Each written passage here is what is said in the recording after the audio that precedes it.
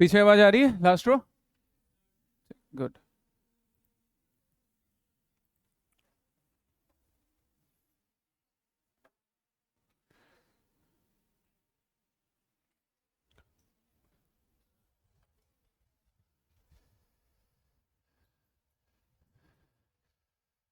Tribal movements.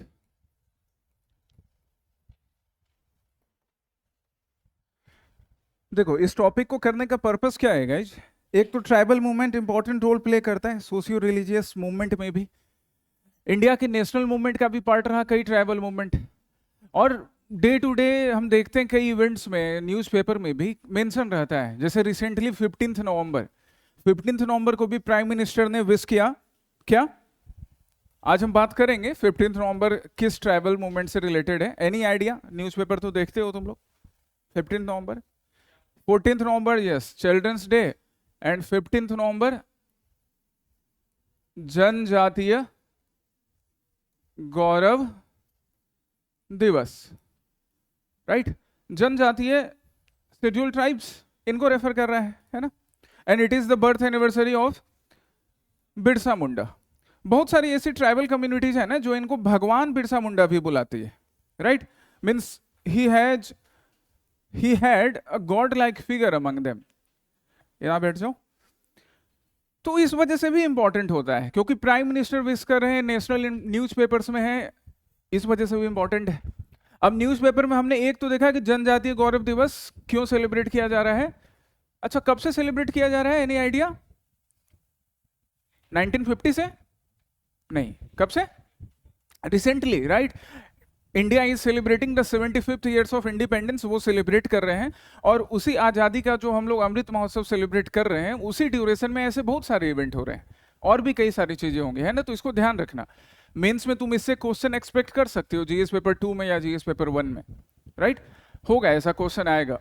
इस बार भी APSC के मेंस में भी एक क्वेश्चन आया था ना, बाकी स्टेट पीसीस में भी, यूपीएससी में भी एक क्वेश्चन था नेशनल फ्लैग के ऊपर। राइट? जीएस पेपर 2 में किसी सब्जेक्ट में नहीं है, किसी के सिलेबस में नहीं है डायरेक्टली नेशनल फ्लैग, लेकिन फिर भी क्वेश्चन पूछा गया था। अब क्यों क्वेश्चन पूछा गया था? क्योंकि भाई अब आज़ादी का हम 75th ईयर मनाने वाले हैं, गवर्नमेंट इतने सारे इवेंट कर रही है, सेलिब्रेट कर रही है, then we must know about our flag. तो पूछ लिया नेशनल फ्लैग ऑफ इंडिया का कोड क्या था। ऐसी बहुत सारी चीजें होंगी, तो सब पे हमको नजर रखना है। ये तो हमने देख लिया सपोज न्यूज़पेपर से कि बिरसा मुंडा से रिलेटेड है, पर क्या था मुंडा उलगुलन या मुंडा मूवमेंट क्या था, मुंडा रिबेलियन क्या था, और मुंडा रिबेलियन के पहले और मुंडा रिबेलियन के बाद क्या बाकी जनजातीय लोगों ने, शेड्यूल ट्राइब्स ने ऐसे कुछ रिवॉल्ट किए थे, क्या पर्पस था, तो वो भी जान लेना चाहिए, इसलिए कर ले रहे हैं अलग से इसको। ठीक है? तुम इसको मॉडर्न हिस्ट्री में क्लासीफाई करो या हिस्ट्री के और किसी पार्ट में क्लासीफाई करो, एक ही है। ठीक है? चलिए, सो पर्पस हमारे पास क्लियर है कि इंपॉर्टेंट है, करंट को लेकर भी, और सिंस हिस्ट्री का पार्ट भी रहा है, काफी इंपॉर्टेंट इवेंट्स हुए हैं। जनरली जब हम लोग मॉडर्न हिस्ट्री पढ़ते हैं तो ज्यादा फोकस हम लोग कांग्रेस, गांधी, इनके एक्टिविटीज पे डालते हैं। इवन जो रिवॉल्यूशनरी एक्ट है वो भी काफी शॉर्ट है, काफी कम उसके बारे में मेंशन किया हुआ है। तो ये सारा पार्ट वैसे भी इग्नोर हो जाता है ड्यूरिंग द नॉर्मल क्लास, इसलिए हम लोग इन पार्ट्स को अलग अलग से करेंगे। आज ट्राइबल मूवमेंट कर रहा हूँ, फिर हम लोग अलग से करेंगे इंडिया में प्रेस के कंट्रीब्यूशन पे, दैट इज आल्सो इंपॉर्टेंट। क्योंकि जितने भी हमारे नेशनल मूवमेंट के लीडर्स थे, most of them they have their own journal, newspaper, including Gandhi. Gandhi के न्यूज़पेपर का नाम क्या था? पहले यंग इंडिया और फिर बाद में हरिजन भी, है ना। न्यू इंडिया किसके न्यूज़पेपर का नाम था, जर्नल का? New India. हाँ, एनी बेसेंट, कुछ क्लासेस में तो अभी मॉडर्न हिस्ट्री चल रहा है ना। तुम लोग का वो गजनी वाला बीमारी चलता है क्या, कल पढ़े आज भूल गए, वो बीमारी से निजात पा लो, जाके इलाज करवाओ, नहीं तो बादाम खाओ। कल ही हमने पढ़ा था, कल परसों, Annie Besant, new India. Right? तो हम लोग अलग से क्लास वो भी करेंगे, development of press in India. Prelims के लिए भी काम आएगा, मेंस के लिए भी काम आएगा। वैसे भी जो पढ़ते हैं वो सिर्फ प्रीलिम्स स्पेसिफिक तो नहीं पढ़ते हैं, प्रीलिम्स दोनों में काम आता है। Development of education in India अलग से करेंगे। राइट? गवर्नर जनरल्स के बारे में भी करेंगे, जितने गवर्नर जनरल्स हुए या फिर 1858 से जिनको क्या बुलाया गया, वाइस रॉय, उनके बारे में भी। तो ये सब जो अलग अलग पार्ट है ना, जो था नेशनल मूवमेंट के ही ड्यूरेशन में हुआ है इवेंट्स, बट अलग अलग टाइम पर हो रहा है, उन सबको एक साथ करके पढ़ लेंगे। क्योंकि ये जो ट्राइबल मूवमेंट में है, इसका ना कोई एक सर्टेन टाइम नहीं है कि 1850 में हो गया फिर खत्म हो गया। ये चल रहा है, 18th सेंचुरी से चल रहा है, 19th में भी हुआ, 20th सेंचुरी में भी चला। इसलिए अलग से पढ़ना ज्यादा बेटर है, अंडरस्टैंडिंग भी बेटर रहेगी। ठीक है, चलिए करेंगे क्या हम लोग। हाँ, गुड कल्याण, हरिजन भी ठीक है, श्रेया। करना क्या है हमें ट्राइबल मूवमेंट्स के लिए, तो हमें वही अप्रोच एडॉप्ट करना है। क्या हम पहले देखेंगे फैक्टर्स, क्या फैक्टर्स हैं,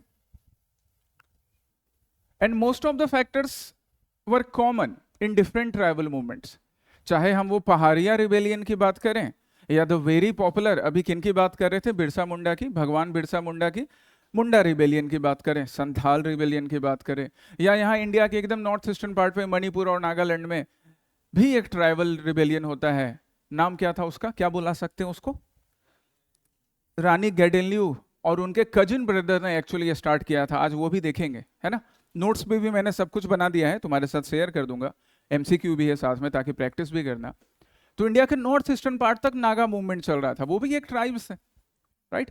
तो सबके ना फैक्टर्स कहीं ना कहीं कॉमन होते थे, तो पहले कॉमन फैक्टर डिस्कस कर लेते हैं, और फिर किसी का यूनिक फैक्टर होगा तो वो यूनिक फैक्टर भी हमें पढ़ना है। जैसे उड़ीसा में यूनिक फैक्टर भी एक मिला। उड़ीसा में एक ट्राइब थी, सर्टेन ट्राइब, जो ह्यूमन सेक्रीफाइस परफॉर्म करते थे, नर बलि देना। उनका एक पर्टिकुलर बिलीव था कि देवी को खुश करना है तो नर बलि देना पड़ेगा। सेक्रीफाइस हमारे यहाँ था, ट्राइबल सोसाइटी में और ज्यादा था, अभी भी होता है कुछ ट्राइबल सोसाइटीज में, बलि दिया जाता है, सेक्रीफाइस दिया जाता है। ब्रिटिश ने आके बैन कर दिया, क्योंकि ब्रिटिश को तो अब नरबली, वैसे आज हमारी सोसाइटी में भी नरबली नहीं एक्सेप्टेबल है, राइट, वो पनिशेबल क्राइम है। इवन अब तुम कल को किसी एनिमल के भी बलि देते हो तो पेटा वाले आ जाएंगे कि भाई ऐसा क्यों कर रहे हो, है ना, वो भी एक अलग चल रहा है आजकल। बट नर बलि तो पूरी तरह से पनिशेबल क्राइम है, पर पहले लोग ये नहीं समझते थे और ब्रिटिश लोगों को समझाते नहीं थे, सीधे क्या करते थे, बैन कर देते थे। तो बैन कर दिया आपने, स्टेक होल्डर से डिस्कशन ही नहीं किया तो रेबेलियन होता था, तो वो भी एक रीजन था, बाकी कॉमन रीजन थे। ठीक है, तो पहले फैक्टर्स देख लेंगे, कॉमन फैक्टर्स। कॉमन फैक्टर देखने के बाद अब इसका इम्पैक्ट जो है, इम्पैक्ट, तो इम्पैक्ट हमें डिफरेंट इवेंट्स में दिखेगा, different events related to different tribes in different parts of India. ऐसा नहीं है कि इंडिया का कोई एक सर्टेन पार्ट, इंडिया का सेंट्रल पार्ट या इंडिया का नॉर्थ ईस्टर्न पार्ट, इंडिया का नॉर्थ वेस्टर्न पार्ट, इंडिया का सदर्न पार्ट, हर पार्ट में कहीं ना कहीं कोई ट्राइबल मूवमेंट चल रहा था, ट्राइबल रिबेलियन चल रहा था। कुछ काफी पॉपुलर हुए हैं, बाकी पॉपुलर नहीं होते।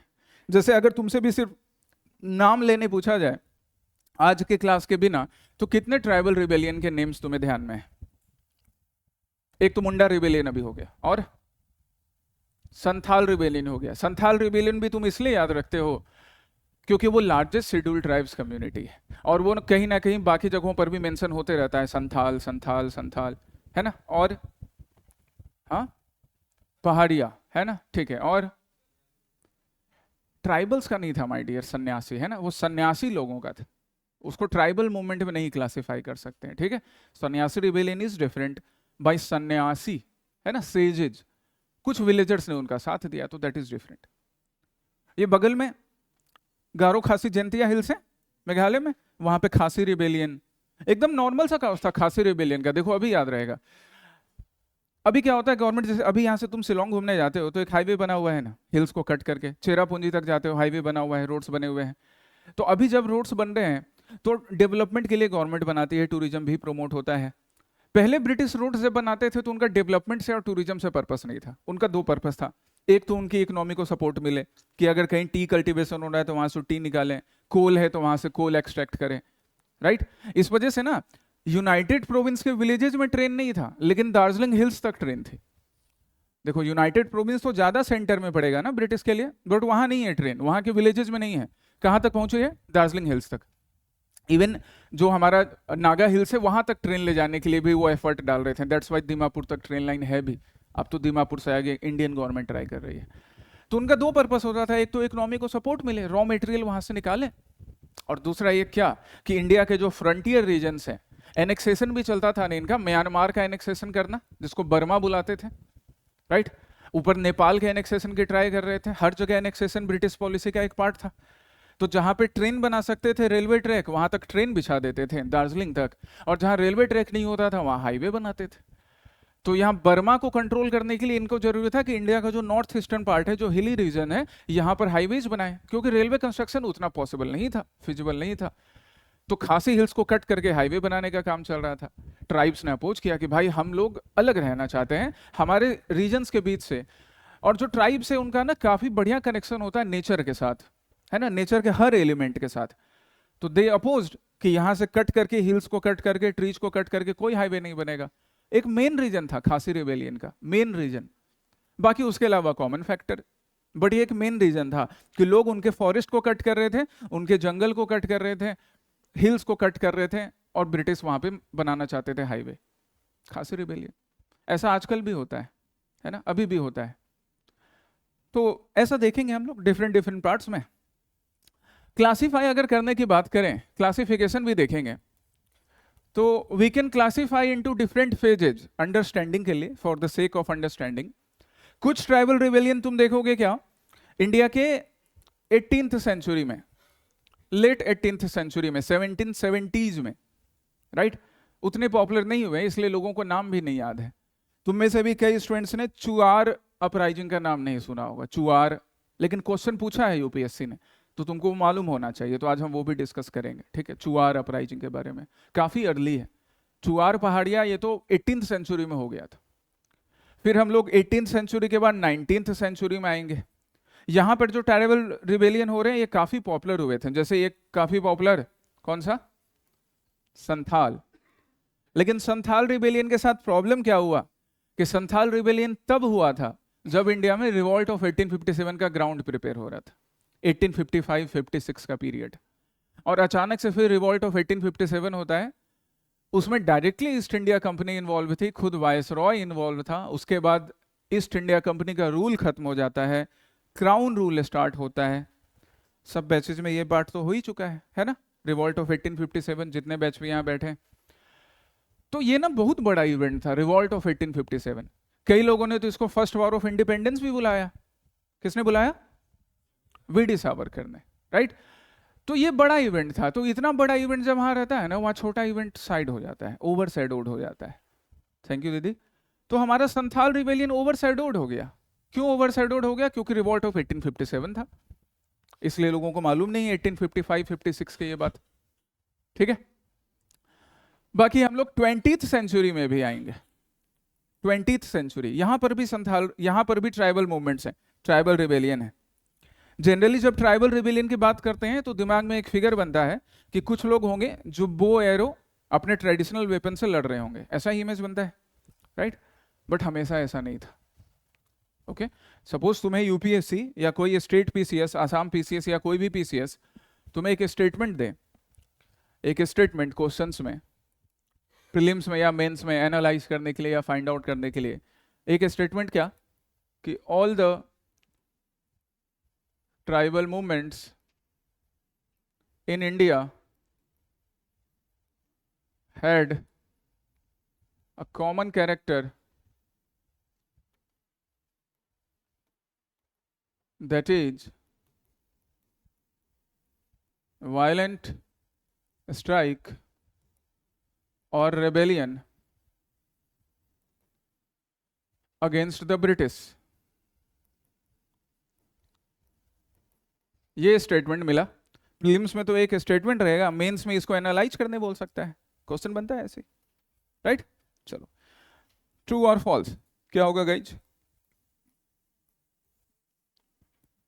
हाँ, उकियांग गुड, राजदीप, खासी, Daisy good, good, Bhil, Bhil, yes, Bhil rebellion भी है। ट्रू और फॉल्स? क्यों फॉल्स? हाँ, अलग अलग नेचर था। फॉल्स या ट्रू? जब भी हम ट्राइबल मूवमेंट की बात करते हैं तो हमारे दिमाग में वो इमेज बनता है, बो एरो से लड़ने वाले, जंगल में रहने वाले जनरली, राइट। हाँ, तो पहले लोग जंगल में रहते थे, है ना। पहले जंगल में रहना ऐसा नहीं कि लोग अनपढ़ गंवार थे, वैसा नहीं है, जंगल उनका घर था। हमारे लिए फॉरेस्ट डिफरेंट नहीं था, पहले हुआ नहीं करता था। इंडियन कल्चर में फॉरेस्ट एक इंटीग्रल पार्ट है है ना, इंटीग्रल पार्ट है। अब अलग हो गया है, अब हम घूमने जाते हैं वाइल्ड लाइफ सेंचुरी। पहले लोग रहते थे वाइल्ड में, इसलिए तो नेचर का कंजर्वेशन करने के लिए वाइल्ड लाइफ प्रोटेक्शन एक्ट की जरूरत नहीं थी, ऐसे ही प्रोटेक्ट हो जाता था। हम जब एंशिएंट हिस्ट्री पढ़ते हैं तो वहां पे पढ़ते हैं ना, ब्राह्मण अरण्यक, अरण्यक लिखा ही गया था अरण्य में रहने वाले लोगों के लिए, तो जंगल तो हमेशा से पाट रहा है। तो जंगल में रहने वाले, ये कहने का मतलब ये नहीं कि वो अनसिविलाइज्ड लोग थे, बिल्कुल नहीं, अनसिविलाइज्ड नहीं थे, उनका सिविलाइजेशन अपना था। नहीं कृष्णा, कोई क्लास मिस नहीं हुआ है तुम्हारा, डू नॉट वरी। जस्ट हमने स्टार्ट किया है, फॉल्स है, फॉल्स फॉल्स, ठीक है। क्यों फॉल्स है? फॉल्स तो है, फॉल्स तो है। आंसर क्या होगा? फॉल्स। बिकॉज कुछ ट्राइबल मूवमेंट थे जो नॉन वायलेंट नेचर के थे, है ना, नॉन वायलेंट नेचर के।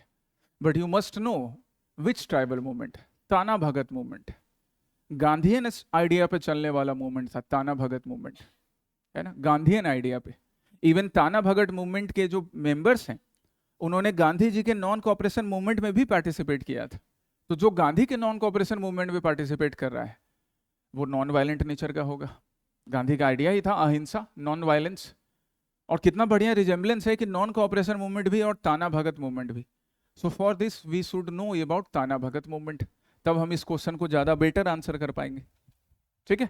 अभी तो क्या है कि थोड़ा तुम लोगों ने समझ लिया है, अंडरस्टैंडिंग तुम्हारी डेवलप हो गई है। यहाँ पे मैंने वैसे भी लिखा था ऑल द ट्राइबल मूवमेंट्स, तो हम इस वजह से भी इसको समझ सकते हैं कि ऑल द ट्राइबल मूवमेंट्स का है ना, ज्यादा एक्सट्रीम हो जाएगा, एंड दैट्स वाई ये स्टेटमेंट क्या है, रॉन्ग है, ठीक है।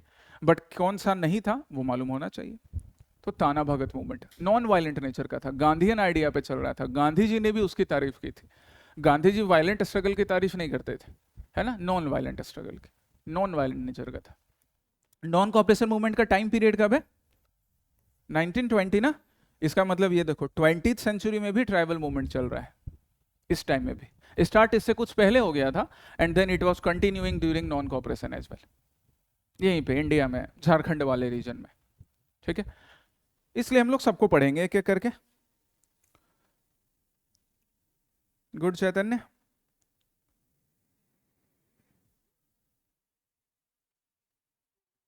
चलिए, so this will be the strategy. पहले फैक्टर्स देखते हैं, उसके बाद इवेंट्स देखेंगे, क्लासिफिकेशन करके अलग अलग ट्राइबल मूवमेंट्स को पढ़ना है, राइट। नोट्स भी जैसा पहले से ही बोर्ड पे ओपन कर ही दिया था अमरीश ने तुम्हारे लिए। तो इसमें जो भी ट्राइबल मूवमेंट्स हैं, उन ट्राइबल मूवमेंट से रिलेटेड जो कुछ हमें पढ़ना है दैट इज मेंशन्ड।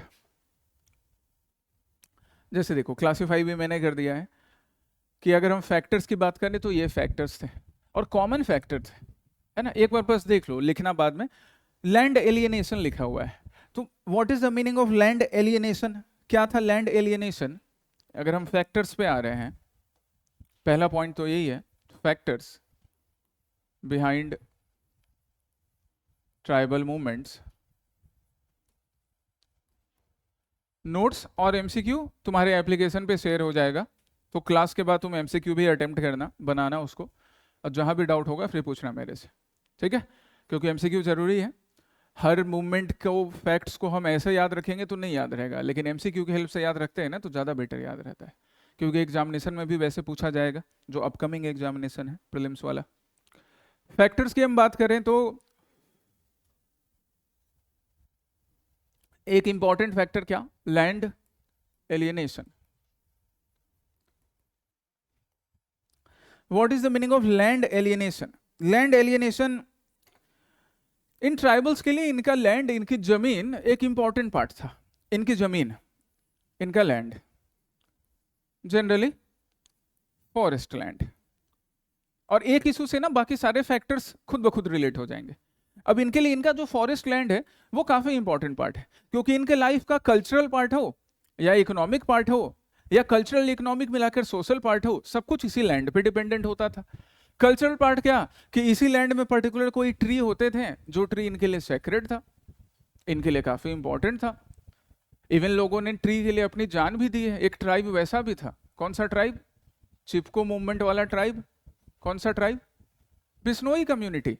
तुम उसको अभी कम्युनिटी के नाम से बुलाते हो ना, that is also a tribe guys, कई फ्रेंड थे राजस्थान में, है ना। ये शेड्यूल ट्राइब्स में भी आते हैं, जनरल में भी आते हैं, ओबीसी में भी आते हैं, तो वो क्लासिफिकेशन अलग अलग है। अदरवाइज ओरिजिनली बात करें तो एक ट्राइब था, ये भी जनजातीय ग्रुप था, शेड्यूल ट्राइब्स था, ठीक है। अभी क्लासिफिकेशन अलग हो सकता है। Bishnoi community of mainly Rajasthan, Rajasthan के आसपास भी आपको मिलेंगे, ठीक है। तो इन्होंने तो ट्री के लिए अपना जान दे दिया था, बिश्नोई कम्युनिटी के वीमेन ने। राजा ने बोला था कि ट्री कट करो, बिश्नोई कम्युनिटी के वीमेन ने ट्री को हग कर लिया, इसलिए हम लोग उसको बोलते हैं Chipko, right. Properly that was not Chipko movement, but beginning यही था। बाद में सुंदरलाल बहुगुणा ने भी यही आइडिया लोगों को दिया उत्तराखंड में कि ट्री को हग करो, चिपको। तो यहां तो वीमेन को कट भी कर दिया गया था। तो ट्री उनके लिए काफी इंपॉर्टेंट पार्ट है, कल्चर का भी। इकोनॉमिकली क्यों? क्योंकि इसी फॉरेस्ट लैंड में, इन्हीं लैंड में ये शिफ्टिंग कल्टीवेशन करते थे, जिसको हम लोग झूम कल्टीवेशन भी बुलाते हैं। तो शिफ्टिंग कल्टीवेशन कर रहे हैं, झूम कल्टीवेशन कर रहे हैं, फॉरेस्ट से प्रोड्यूस कलेक्ट कर रहे हैं, बैम्बू कलेक्ट कर रहे हैं, ग्रास कलेक्ट कर रहे हैं, पर्टिकुलर किसी टाइप का लीव कलेक्ट कर रहे हैं, चाहे वो हर्ब हो, तुलसी या कोई दूसरा हर्ब हो। They had the knowledge about it, उसका यूज भी होता था उनके पास खाने के लिए, पीने के लिए। ब्रिटिश आए, ब्रिटिश ने सब पे रिस्ट्रिक्शंस लगा दिया, उनको उनके लैंड से दूर कर दिया। इसी को लैंड एलियनेशन बोलते हैं, राइट। तो जब तुम उनको उनके लैंड से दूर कर दे रहे हो, जो उनके सोशल इकोनॉमिक लाइफ का पार्ट है, उनके कल्चरल लाइफ का पार्ट है, तो फिर तो वो अपराइज करेंगे, रिबेल करेंगे। That's why land alienation is a important factor, एक काफी इंपॉर्टेंट फैक्टर है लैंड एलियनेशन। क्लियर है land alienation?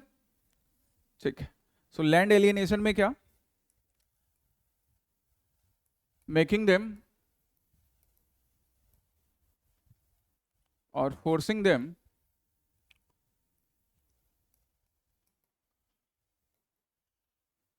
to follow the new British practices related to land.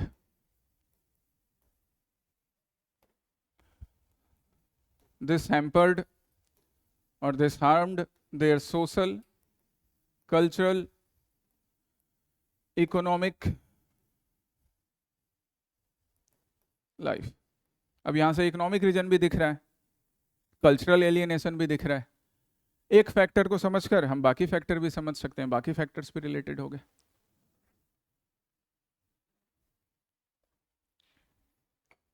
Salman भाई के लिए चिंकारा जो था, ब्लैक बक, वो उनके लिए था एक एनिमल कि चलो इसको मारते हैं और फिर इसका हम टंगड़ी कबाब बनाकर खाएंगे। बट बिश्नोई कम्युनिटी के लिए वो उनके फैमिली जैसा था, तो उनके कल्चर का पार्ट था, राइट। तो यहाँ पर भी वही था।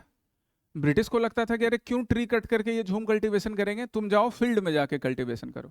इन्होंने बोला हम तो यहीं पे रहते आए, हमारा पूरा एंसेस्टर्स यहीं पे रहते आए, हम ये लैंड खाली नहीं करेंगे। हो गया रिबेलियन।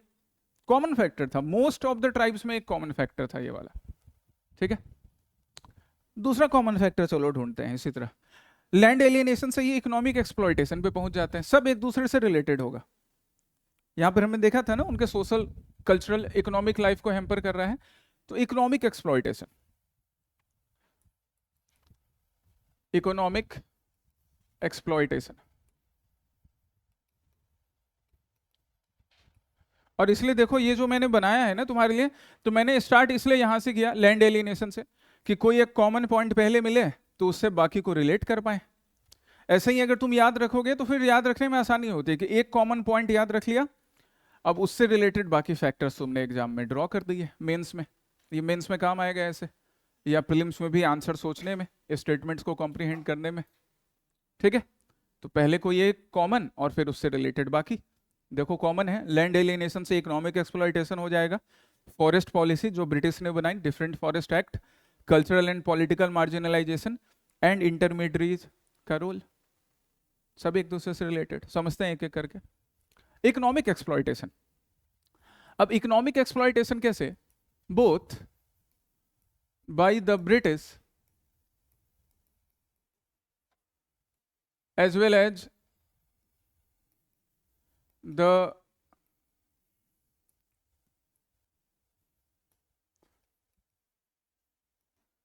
Indian settlers, दोनों इनका इकोनॉमिक एक्सप्लॉयटेशन कर रहे थे। For example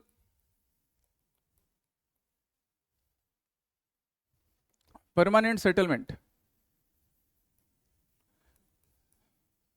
in Bengal. तो जब परमानेंट सेटलमेंट बंगाल में है ना, तो ये हैम्पर कर रहा था the Rajmahal hill reason as well. कहां पे राजमहल हिल्स पड़ता है? हाँ।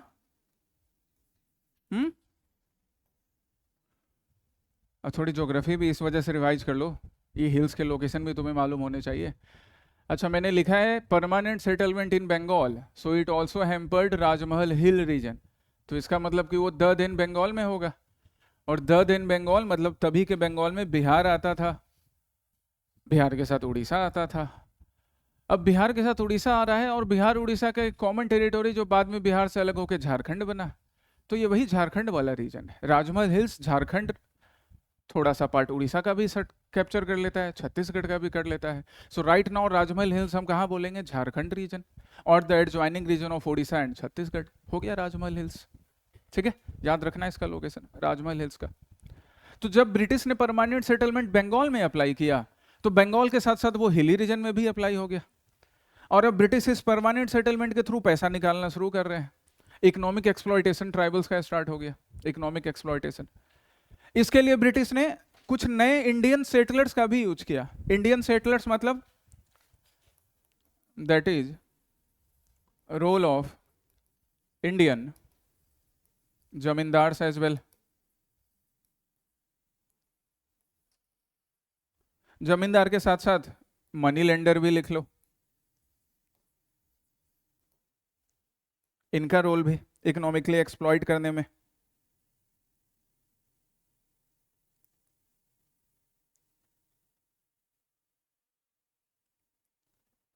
ऑफिस में पढ़ने का मजा अलग है। ध्रुव बताओ, अच्छा है? थोड़ा काम भी कर लेना क्लास के बाद, नहीं तो सरकार बोलेगी इसी वजह से हमारा एफिशिएंसी कम हो जाता है। इकोनॉमिक एक्सप्लॉयटेशन हो रहा था, and not only directly due to permanent settlement. अब जैसे सपोज एक एग्जांपल जो अभी भी होता है ट्राइबल्स के साथ, सुंदरबन रीजन का नाम सबने सुना है ना? कहाँ Sundarban? Coastal region of Bengal, right? Sundarban, mangrove forest. सुंदरी ट्री के वजह से क्या बुलाते हैं? सुंदरवन बुलाते हैं। तो सुंदरवन रीजन हो गया, वो भी एक रीजन है, वहां पर भी ट्राइब्स हैं, राइट? तो वहां के जो लोकल कम्युनिटी है, वो एक काफी बढ़िया हर्बल हनी प्रोड्यूस करते थे सुंदरबन रीजन में, हनी, राइट?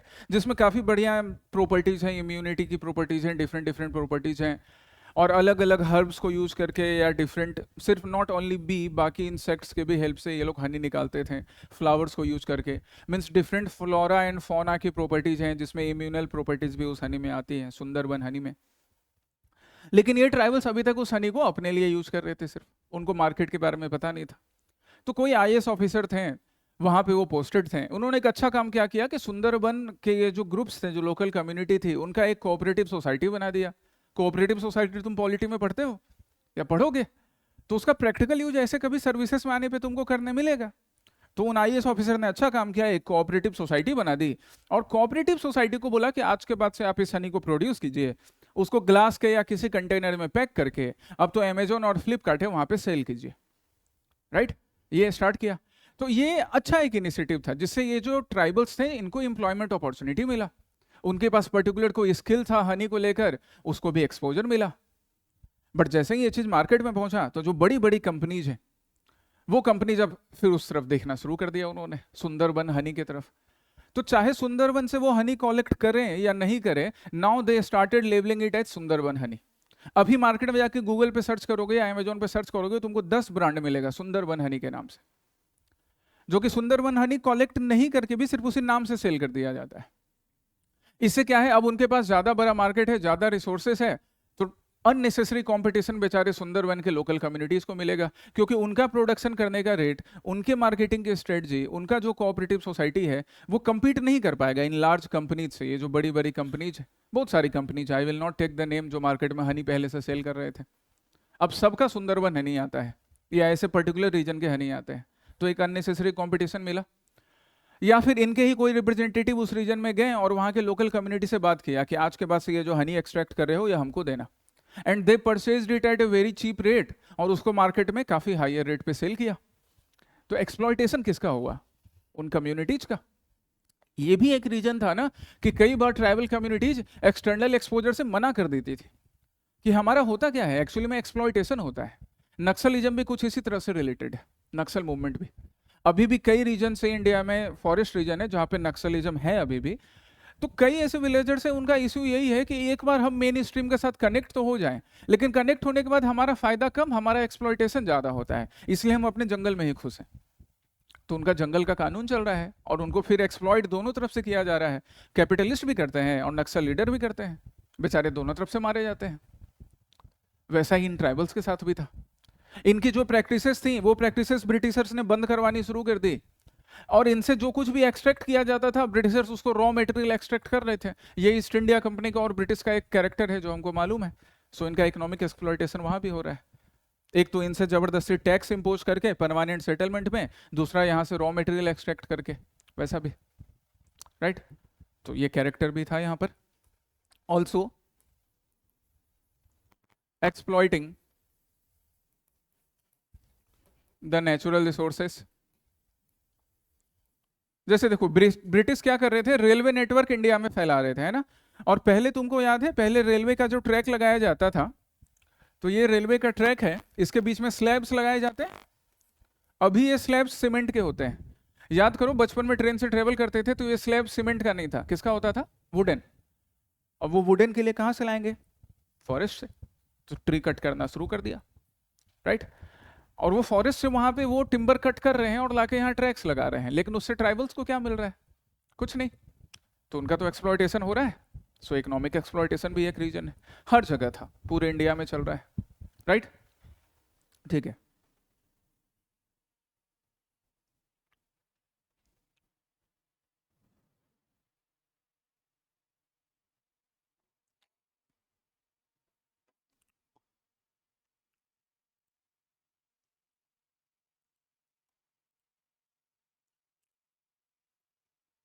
क्लियर है ये वाला रीजन?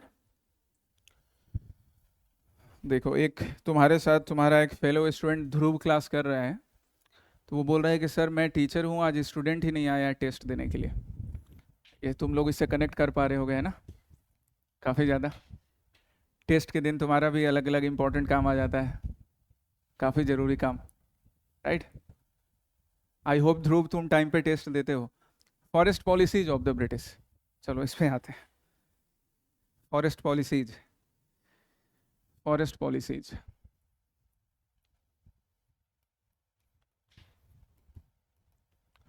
और इन सब के बारे में यहाँ लिखा है गाइस, यहाँ मैंने एक्सप्लेन भी कर दिया है, मैं तुम्हें अभी बोर्ड पे एक्सप्लेन कर दे रहा हूँ, तुम वापस यहाँ भी पढ़ लेना, बाद में एक बार पढ़ लेना, ठीक है। शॉर्ट है, ज़्यादा पेज का नहीं है। अभी देखो 6 ही पेज है, थोड़ा बहुत मैं इसमें एडिशन करके तुम्हें शाम में दे दूंगा, मुश्किल से 10 पेज होंगे, more than enough for prelims as well as mains, ठीक है। अंडरलाइन बोल्ड भी कर दिया है मैंने तुम्हारे लिए, सब चीज़ के लिए। जैसे फॉरेस्ट एक्ट 1865 का तुम रेफरेंस दे सकते हो, वो भी मैंने यहाँ पर मेंशन कर दिया है, फॉरेस्ट एक्ट्स का। तो काफ़ी होगा तुम्हारे लिए आंसर लिखने के लिए भी, प्रीलिम्स के क्वेश्चन बनाने के लिए भी। 1865 की जैसे हम बात करें फॉरेस्ट एक्ट की, मैंने क्या कहा कि हमें ना, जब हमारा एंशिएंट पीरियड चल रहा था या मिडेवल पीरियड चल रहा था, तो हमें फॉरेस्ट एक्ट की जरूरत नहीं पड़ती थी, वाइल्ड लाइफ कंजर्वेशन प्रोग्राम की जरूरत नहीं पड़ती थी, हमारा वाइल्ड लाइफ प्रोटेक्टेड था, राइट। क्यों? बिकॉज इन ट्राइबल्स के लिए, जनजातीय ग्रुप्स के लिए, है ना, इनके लिए फॉरेस्ट इनके लाइफ का ही इंटीग्रल पार्ट था। तो ना तो ये ट्री अननेसेसरीली कट करते थे। जहां तक झूम कल्टीवेशन की बात है,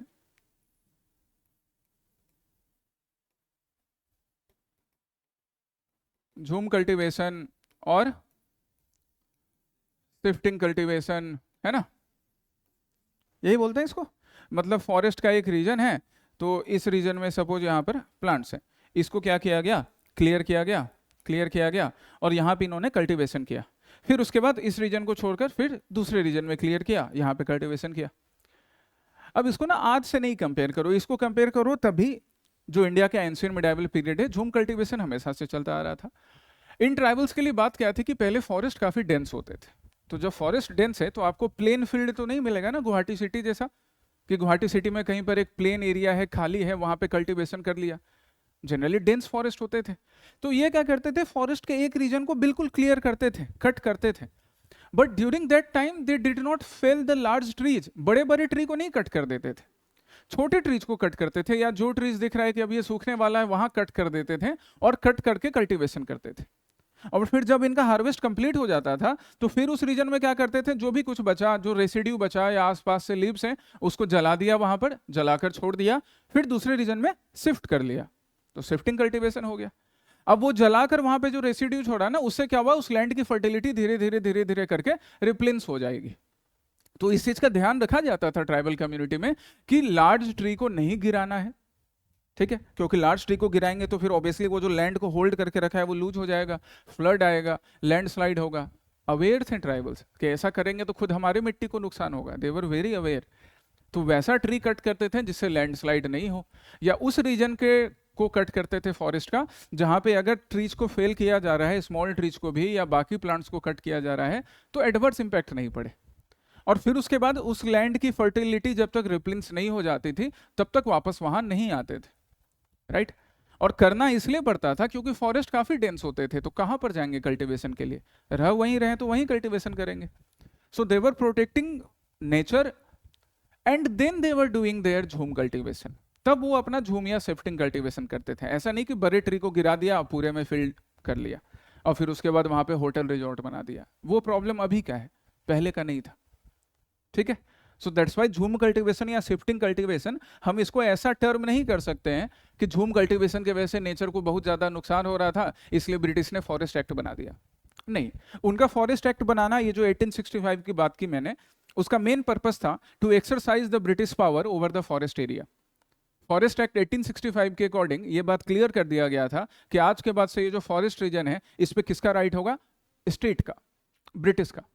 1865 की बात कर रहे हैं ना, 58 की बात की कहानी है। वैसे 56 में भी इन्होंने ट्राई किया था, खैर 56 के बाद रिवॉल्ट हो जाता है तो वो फॉरेस्ट लॉ ज़्यादा इंप्लीमेंट हुआ नहीं। बट 65 मीन्स 1858 से इंडिया में डायरेक्ट क्राउन रूल है और इंडिया की पूरी टेरिटोरी किसकी, ब्रिटेन की। तो इन्होंने एक्ट बना दिया 65 में प्रॉपरली कि आज के बाद से फॉरेस्ट पे भी किसका राइट, स्टेट का, ब्रिटिश गवर्नमेंट का। तो आपसे जो भी कुछ फॉरेस्ट में होगा वो सब किसका, ब्रिटिश का। Now they would exploit it and they would stop the tribals from following their indigenous practices. उनके इंडिजीनियस प्रैक्टिसेस को करने से रोकेंगे क्योंकि अब नेचुरल रिसोर्स किसका हुआ, ब्रिटिश का हुआ, ठीक है। अभी भी गवर्नमेंट भी वाइल्ड लाइफ सेंचुरी बनाती है, कहीं नेशनल पार्क बनाती है या डैम बनाती है, डेवलपमेंट प्रोजेक्ट्स, तो हम लोग वहां पर ना ध्यान रखते हैं। इसलिए इन्वायरमेंटल इम्पैक्ट असेसमेंट नाम की एक चीज है, EIA, एनवायरमेंटल इम्पैक्ट असेसमेंट, कि भाई चाहे वो डेवलपमेंटल प्रोजेक्ट हो, वो पार्क हो, वाइल्ड लाइफ सेंचुरी हो, कुछ भी ऐसा हो, वो करने से पहले इम्पैक्ट असेसमेंट किया जाएगा, जिसमें ना सिर्फ फॉरेस्ट पे क्या इम्पैक्ट पड़ रहा है, सिर्फ वो नहीं, वहाँ पे कोई ट्राइबल्स रह रहे हैं उन पे भी क्या इम्पैक्ट पड़ेगा वो भी एनालिसिस किया जाता है, राइट। कि उनको कितना हार्म पहुँच रहा है, क्या इम्पैक्ट उन पे पड़ेगा, कितना उनको वहाँ से शिफ्ट करना पड़ेगा, उससे इनकी इकोनॉमी कैसे हार्म होगी, साइकोलॉजिकल क्या प्रेशर पड़ेगा, क्योंकि साइकोलॉजिकल एक टेंशन भी है ना। तुम किसी जगह घर पे रह रहे थे, कल तुमको वहां से उखाड़ दिया गया, बोला आप दूसरे जगह जाके रहो, यहाँ पे कुछ नया प्रोजेक्ट बनेगा, तो that also create a psychological pressure. तुम्हारे साथ आज भी होगा तो ट्राइबल्स के साथ भी होता था। सो ये सारी जो फॉरेस्ट पॉलिसीज थी जिसके थ्रू ब्रिटिश फॉरेस्ट पे अपना राइट एक्सरसाइज कर रहे थे, ये इनके ऊपर इकोनॉमिक प्रेशर तो डाल ही रहा है क्योंकि इनकी लाइवलीहुड अपॉर्चुनिटी खत्म हो जाएंगे, साथ ही साथ साइकोलॉजिकल प्रेशर भी डाल रहा था कि अब ये फॉरेस्ट इनका पार्ट नहीं रहा, ठीक है। तो फिर इनको एक ही तरीका मालूम था, हथियार उठाओ, लड़ो। That's why most of tribal rebellion traditional nature का था, कुछ एक्सेप्शन थे, ताना भगत मूवमेंट जैसे, ओके। चलिए, so forest laws like forest act 1865 made the state,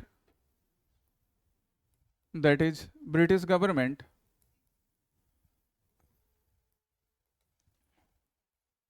the owner of the forest resources.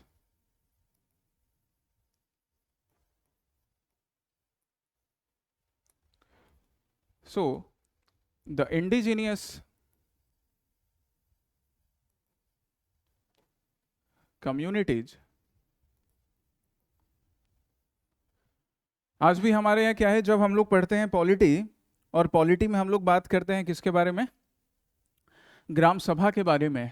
तो ग्राम सभा के पास ये राइट है कि जो माइनर प्रोड्यूस होते हैं, माइनर एलिमेंट्स होते हैं, माइनर मिनरल्स होते हैं, चाहे वो फॉरेस्ट से रिलेटेड हो या किसी विलेज से रिलेटेड हो, उसके ऊपर राइट्स किसका होता है, अथॉरिटी ग्राम सभा का, उस गांव के लोगों का, उस फॉरेस्ट के लोगों का, उस रीजन के लोगों का, है ना, स्टेट का नहीं या पार्लियामेंट का नहीं। लेकिन यहाँ पे ये जो फॉरेस्ट है या जो गांव है, इनके अथॉरिटी खत्म करके अब किसकी अथॉरिटी, ब्रिटिश गवर्नमेंट की। तो ये तो इंडिजीनियस लोगों के राइट्स को खत्म किया जा रहा था इन एक्ट से। So now the indigenous community were debarred from using these resources.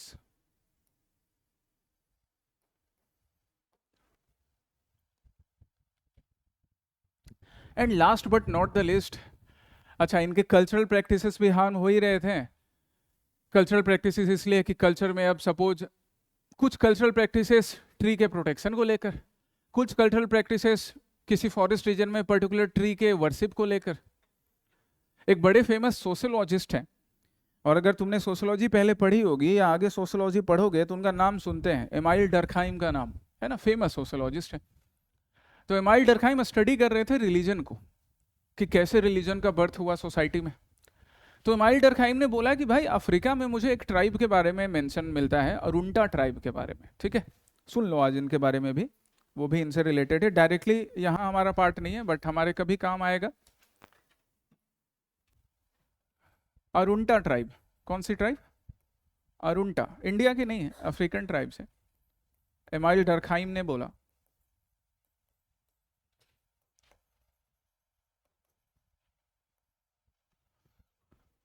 तो इन्होंने क्या बोला कि अरुंटा नाम की एक ट्राइब है, और ये ट्राइब के लोगों से ही रिलीजन की शुरुआत हुई। कैसे? इन्होंने बोला कि इनके पास सर्टेन काइंड ऑफ ट्रीज थे जिसपे ये काफी डिपेंडेंट थे, एंड बिकॉज ऑफ दिस इनका अटैचमेंट उन ट्रीज के साथ होते बढ़ते चले गया। They started protecting it. जब प्रोटेक्शन सिंपली पॉसिबल नहीं हो पा रहा था तो इन्होंने उसके साथ एक रिलीजियस नेचर अटैच कर दिया, उसकी वर्शिप करने लगे, और वहां से ही हमें रिलीजन की शुरुआत मिलती है, ऐसा डर्कहाइम ने बोला था। कि इस तरह से अरुंटा ट्राइब के लोग एक ट्री को प्रोटेक्ट करने के थ्रू धीरे धीरे एक फेथ का जन्म हो जाता है, रिलीजन होता है।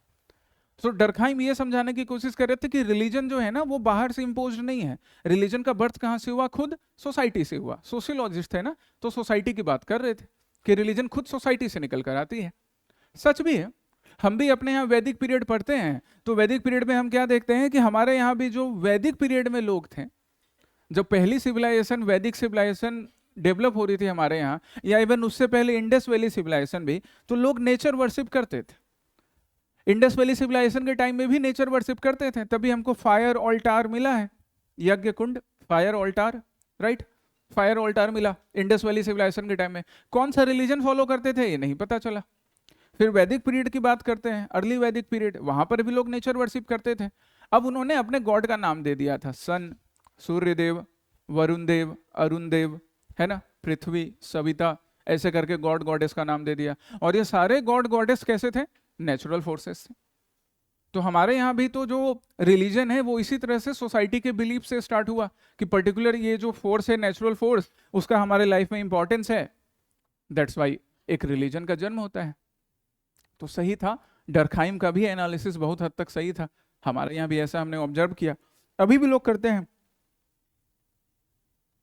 अरुंटा ट्राइब, और नीचे सोशियोलॉजिस्ट का नाम लिखा हुआ है एमाइल डर्कहाइम, इन्होंने ही बताया था, Jasmine Emile, AMIEMILE,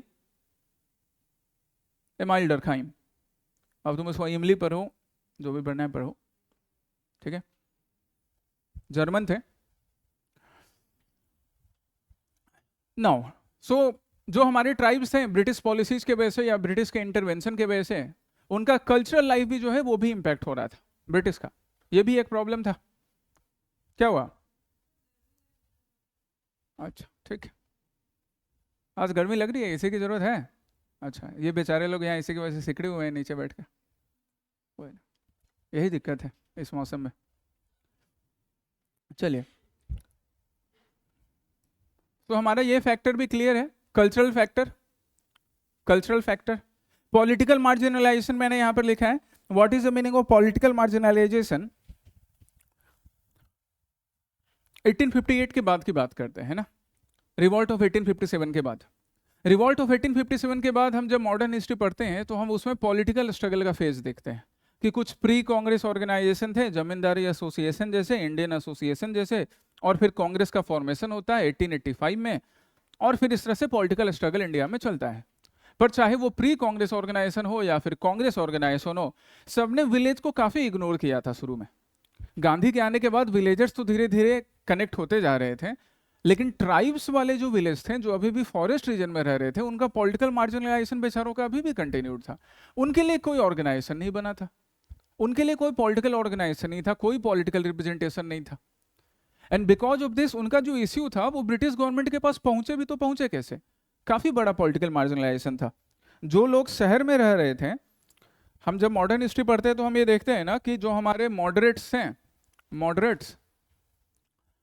moderates Congress के लीडर, सीनियर पॉलिटिकल लीडर, तो इन्होंने बोला कि हम क्या काम कर रहे हैं, हम ब्रिज बनाने का काम कर रहे हैं।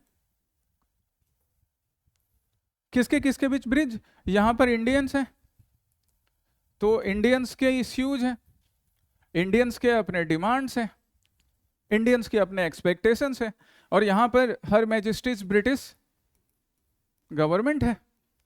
तो हम तो क्या कर रहे हैं, हम ब्रिज बना रहे हैं कि इंडियंस का जो इशू है वो हमसे होकर यहां तक पहुंचेगा, वो हमसे होकर यहां तक पहुंचेगा। एंड इनको काफी भरोसा था कि ब्रिटिश गवर्नमेंट को अगर एक बार इंडियन का इशू समझ में आया तो ब्रिटिश गवर्नमेंट उन इश्यूज को जरूर एड्रेस करेगी, इसलिए वो उस इश्यूज को पहुंचाने का काम कर रहे थे।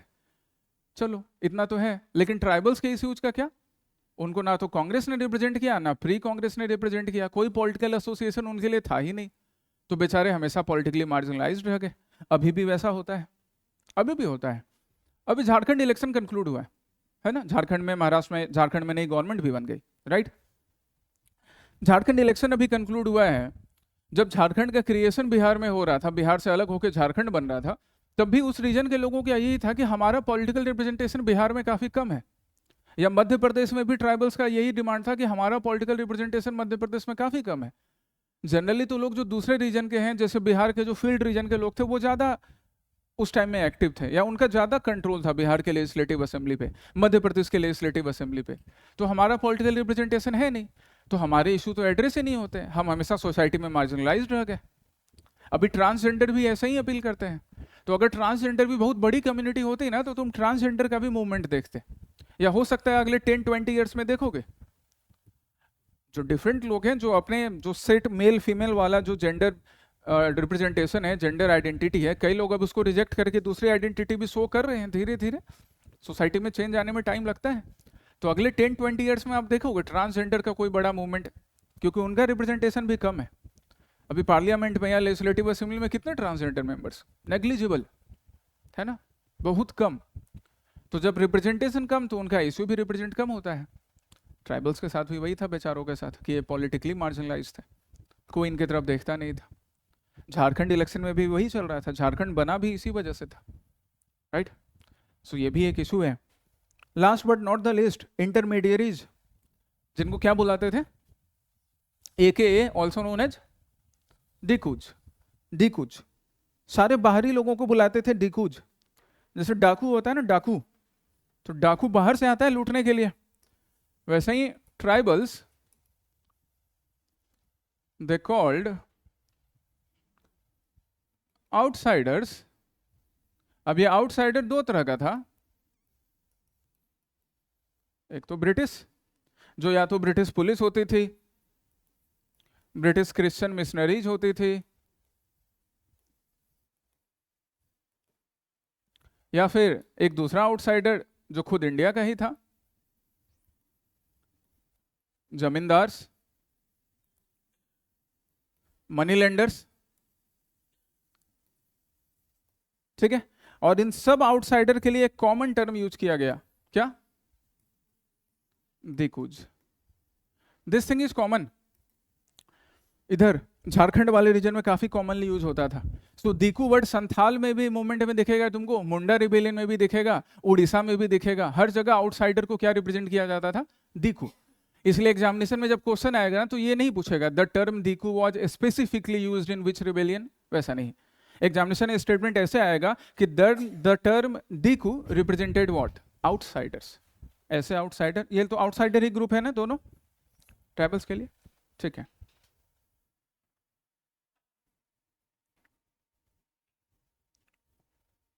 हाँ बिल्कुल, ओके चलिए। अब जो आउटसाइडर्स हैं, ब्रिटिश आउटसाइडर की बात तो हमने कर ली, इंडियन आउटसाइडर की बात करते हैं। Zamindars, money lender. ये जमींदार एंड मनी लेंडर ये भले इंडियन थे लेकिन ये भी इंडियन के ही खून को चूस कर पैसा कमा रहे थे, इंडियंस को ही एक्सप्लॉइट करके अपना जेब भर रहे थे। कभी विलेजेस में भी गया, फेमस फेमस बॉलीवुड की मूवी बनी है मदर इंडिया जैसी, माँ के कंगन गिरवी रख के जमीन छुड़ाने का काम, जमींदार उठा कर ले गए घर की बेटी बहू को, ऐसी बहुत सारी कहानी है। करण अर्जुन में अमरीश पुरी यही कर रहे थे। अभी फिर से करण अर्जुन आए थिएटर में, है ना? देखने गए तुम लोग करण अर्जुन? नहीं, सलमान खान के लिए तो देख लेते कम से कम, बेचारे का वैसे भी मूवी नहीं चल रहा है। करण अर्जुन देखा था? कोई गया था क्या? अच्छा ठीक। तो ये जमींदार मनी लेंडर विलेज में भी एक्सप्लॉइट कर ही रहे थे, they were exploiting the tribals as well. कुछ नया नहीं था, इन्होंने विलेज में बाकी विलेजर्स को एक्सप्लॉइट किया, अब ट्राइबल्स को एक्सप्लॉइट कर रहे थे। So these tribals, they were not only rebelling, they were not only rebelling against the British, but also outsiders who were Indians. भाई तुम भी निकलो यहाँ से, है ना? संथाल रिबेलियन में भी हुआ, मुंडा रिबेलियन में भी हुआ कि तुम भी जाओ, ठीक है? तुम्हारा भी यहाँ पे कोई रोल नहीं है क्योंकि तुम भी हमको एक्सप्लॉइट ही कर रहे हो। ओके ये फैक्टर्स है, कॉमन फैक्टर, हर रिबेलियन में ये कॉमन फैक्टर दिखेगा। कहीं कहीं पर कुछ नया फैक्टर है तो वो अब हम देखेंगे डिफरेंट रिबेलियन को। कोई डाउट इसमें फैक्टर्स में? ठीक है, ऑनलाइन स्टूडेंट्स तुम्हारे भी जहां पर भी डाउट हो पूछना। ये वाला पार्ट हमारा कंप्लीट हो गया। अब जैसे मैंने बोला कि हम लोग इनको ना क्लासीफाई कर सकते हैं डिफरेंट स्टेजेस में, तो वो भी मैंने तुम्हारे लिए यहाँ क्लासीफाई कर दिया है। देखो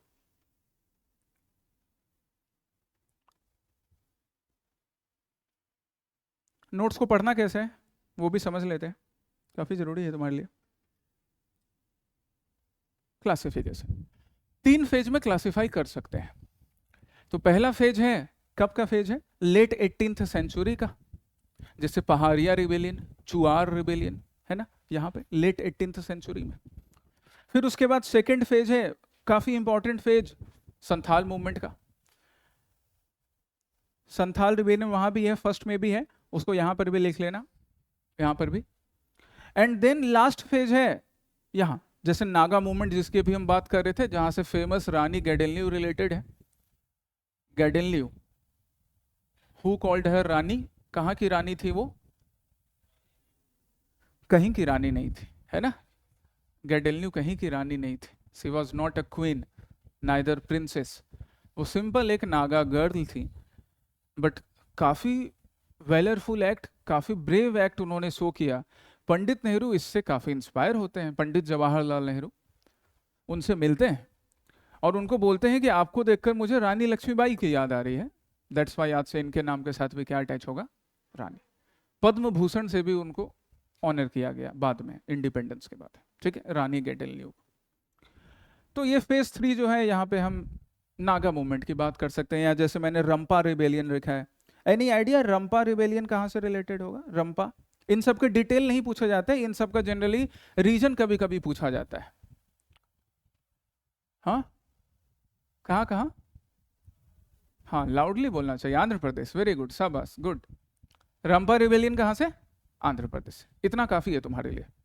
तो एक टेबल ना मैं इस नोट्स के नीचे एक टेबल में बना के अटैच कर दूंगा, जहां पे सामने रहेगा एक कॉलम में क्या? रिबेलियन का नाम, डिफरेंट ट्राइबल मूवमेंट का नाम, और उसके सामने क्या? रीजन, ठीक है? जहां डिटेल्स जरूरी है वो डिटेल्स भी मैंने डाल दिया है, एक टेबल डाल दूंगा तो तुम्हारा ये कंप्लीट हो जाएगा। रामोसी रिबेलियन कहाँ पे? रामोसी रिबेलियन, रामोसी रिबेलियन, तुम लोग हॉरर मूवी देखते हो? 2 गज जमीन के नीचे, बंद दरवाजा, दरवाजे का रहस्य, ऐसे हॉरर मूवी पहले बनते थे, B grade horror movies, B grade, A grade, C grade, जो ग्रेड बोलना है बोल लो, हॉरर मूवीज ऐसा ही नाम होता था। सुनसान हवेली, ऐसा है ना, जहाँ पे एक अजीब टाइप का मॉन्स्टर होता था, बड़े बड़े दांत वाला, लाल आंखों वाला, वैसा उठा के ले जाता था लोगों को। और वो मूवीज अगर देखते, मैं वैसे मूवीज अभी नहीं देखता बट याद है मुझे रामोसी ब्रदर्स, ठीक है, उन मूवीज में कुछ रखा नहीं है, तो उन मूवीज के प्रोडक्शन हाउस में ना ये नाम आता था Ramoshi brothers. Not only in those movies, बाकी मूवीज में भी काम किया, बट हॉरर मूवीज के लिए काफी पॉपुलर हुए थे Ramoshi brothers for making horror movies, horror movies in Bollywood, right. तो बॉलीवुड में हॉरर मूवीज बना रहे थे। तो ये जो भाई लोग होंगे रामोसी, या इसको इंग्लिश में रैमसे भी बुलाते हैं, Ramsay brothers, originally Ramoshi, English में रैमसे, ये इंडिया के किस पार्ट से रिलेटेड होंगे? महाराष्ट्र। कहाँ से? महाराष्ट्र से। तो रामोसी रिबेलियन भी एक बार आया था शायद सीडीएस में, यूपीएससी ने पूछा मैच करने के लिए, Ramosi rebellion related to which region. तो मूवी का भी अगर तुमको थोड़ा सा याद है, कह रहे यार रामोसी रिबेलियन मैंने मूवी में सुना था, जनरली बॉलीवुड के मूवी में, कहाँ से हो सकता है? महाराष्ट्र। बस सही है, इसका इतना ही याद रखना है, थोड़ा और जो पॉइंट है वो भी मैं तुमको बता दूंगा, राइट। तो कभी कभी ऐसा लॉजिक भी काम आ जाता है हमारे, बिल्कुल सही है, वहीं से थे। ओके, ये भाई लोगों ने रिबेलियन नहीं किया था, लेकिन इनके पूर्वजों ने किया था। चलो हम रिबेलियन की बात करते हैं अब एक एक करके, डिफरेंट इवेंट्स की। जैसे हम चुआर रिबेलियन की बात करते हैं, all these rebellions are mentioned in the notes, यहाँ नोट्स में भी मेंशन्ड है तुम्हारे लिए, एक एक करके देख सकते हो यहाँ। चुआर रिबेलियन, ठीक है। ये टाइम ना ऐसे रटना नहीं, टाइम को रटने की जरूरत नहीं है, बस इसको बार बार रिवाइज कर लेना, तो ये तुम्हारे दिमाग में सेट हो जाएगा कि कौन किस टाइम पर हुआ है। ओके, क्योंकि यहाँ से डायरेक्टली टाइम वाले क्वेश्चंस नहीं पूछे जाएंगे, हाँ क्रोनोलॉजिकल ऑर्डर में अरेंज करने पूछा जा सकता है। तो वो क्रोनोलॉजिकल ऑर्डर में भी जब अरेंज करने देगा ना, तो वहां पे संथाल जरूर होगा और मुंडा जरूर होगा। इन दोनों का टाइम याद रखेंगे, संथाल और मुंडा का। संथाल है रिवॉल्ट ऑफ 1857 के टाइम का, उसके जस्ट पहले, और मुंडा है 1890s का, ठीक है। तो इन दोनों का अगर ऑर्डर याद रखोगे तो बाकी अरेंज करने में दिक्कत नहीं होगी। चुआर अपराइजिंग बंगाल का, जैसे इसको और हम किस नाम से बुलाते थे? जंगल महल मूवमेंट के नाम से। एकदम सिंपल है, in order to protect their jungle, अपने जंगल को बचाने के लिए इन लोगों ने present day Bengal to protect their rights, forest rights लिख सकते हो, चुआर अपराइजिंग। गुड श्रेया।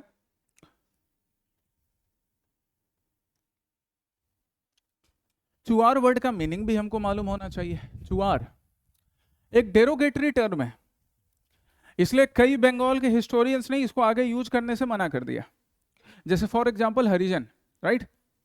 हरिजन वर्ड किसने दिया था डिप्रेस क्लासेस को? गांधी जी ने, लेकिन अंबेडकर जी ने बोला कि नहीं यूज करेंगे। आप हरिजन करके हमको जानबूझ के डेरोगेटरी रिमार्क डाल रहे हो डिप्रेस क्लासेस के ऊपर, that's why use of Harijan is prohibited, it is not allowed. अभी आप हरिजन यूज नहीं कर सकते, अंबेडकर पूरी तरह से अगेंस्ट थे हरिजन के, ठीक है, हरिजन वर्ड के, वो गांधी ने यूज किया था। तो उसी तरह ये चुआर वर्ड भी यूज होता था related to certain people living in forest of Bengal, Bengal के आसपास के फॉरेस्ट के रहने वाले में, बट इसका मतलब काफी डेरोगेटरी होता है। इट मीन्स पिग, है ना, काफी डेरोगेटरी। सो एक्चुअली में चुआर मूवमेंट की जगह इन्होंने जंगल महल मूवमेंट ज्यादा पॉपुलरली यूज किया कि भाई हम क्या नाम यूज करेंगे? जंगल महल मूवमेंट, ठीक है।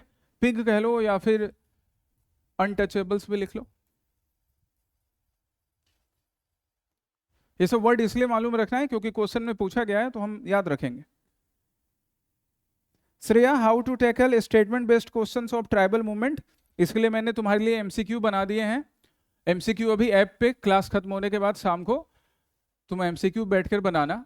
पहले इस डॉक्यूमेंट को पढ़ लेना, ठीक है। आज का क्लास होने के बाद डॉक्यूमेंट एक बार देख लेना, नोट्स देख लेना, और फिर एमसीक्यू को अटेम्प्ट करना, राइट। नहीं होगा तो फिर मैं वो जितने एमसीक्यूज हैं, जितने एमसीक्यू बन सकते हैं ट्राइबल मूवमेंट से, सबको मैं एक बार डिस्कशन कर लूंगा तुम्हारे साथ, तो हो जाएगा स्टेटमेंट बेस्ड क्वेश्चंस भी। ठीक है, तो डेरोगेटरी वर्ड को यूज नहीं करने के लिए जंगल महल मूवमेंट ज्यादा यूज किया गया। एक्चुअली में ये होते क्या थे, देवर एक्चुअली, ये वर्ड तुम सबने सुना है क्या, पाइक्स। ये एक्चुअली में क्या थे, पैक्स थे या पाइक्स थे। पाइक्स मतलब पार्ट टाइम वॉरियर। अब ये जंगल में रहने वाले पार्ट टाइम वॉरियर थे, फॉरेस्ट में रहने वाले ट्राइब्स थे, जो किसी राजा के कहने पे उसके राजा के लिए लड़ते थे, उसके आर्मी में टेम्पररी पीरियड के लिए, पाइक्स। तो ये पाइक्स जो हैं ये राजा पे डिपेंडेंट थे। अब कनेक्ट करके देखो, जैसे जैसे ब्रिटिश पावर का एक्सपेंशन हो रहा था, राजाओं के पावर का सप्रेशन हो रहा था। तो जब राजाओं के पावर का सप्रेशन हो गया, तो ये जो पाइक्स हैं बेचारे, इनका तो कोई अब रहा नहीं अपॉर्चुनिटी। वैसे भी जंगल में रह रहे हैं, ब्रिटिश इनको वहां पर भी हार्म कर रहे हैं, इनके फॉरेस्ट राइट को भी हार्म कर रहे हैं, तो सप्रेस होते जा रहे हैं।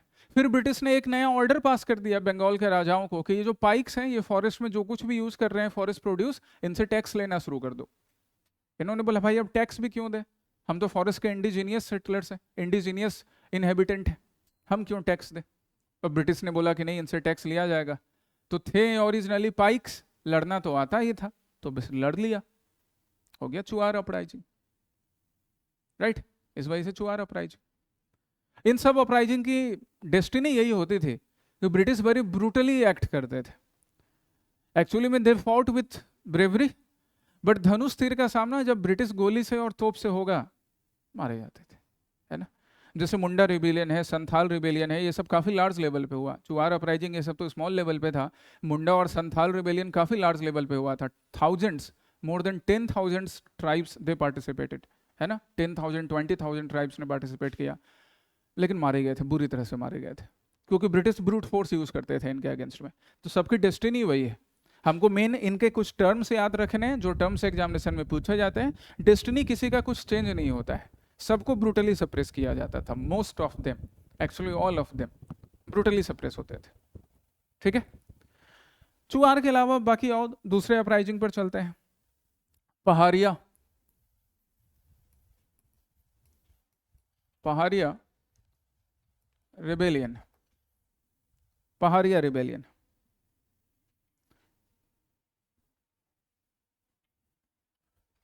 जितना अभी मैं क्लास में एक्सप्लेन कर रहा हूं, इतना तुम लोगों के लिए काफी है। एंड उसके बाद थोड़ा बस इसको पढ़ लेना, नोट्स को। और बोल्ड भी मैंने अंडरलाइन इसलिए कर दिया कि तुम्हारा ध्यान इन वर्ड्स पे रहे, जैसे तुम्हें ये तो मालूम रहे कि हमको पढ़ना कितना है, इतना पढ़ना है। ठीक है, कुछ लीडर्स के नाम। अच्छा एक चीज देखो, यहाँ नोटिस करो, जैसे चुआर अपराइजिंग है, इसमें एक लीडर है दुर्जन सिंह। ओके, एक बार पूछा गया है दुर्जन सिंह का नाम, तो सिर्फ दुर्जन सिंह मैंने बोल्ड किया है, बाकी छोड़ दिया है, तो तुम बाकी के पीछे दिमाग नहीं लगाना। लेकिन एक नाम यहाँ पे देखो, एक फीमेल का नाम है रानी शिरोमणि।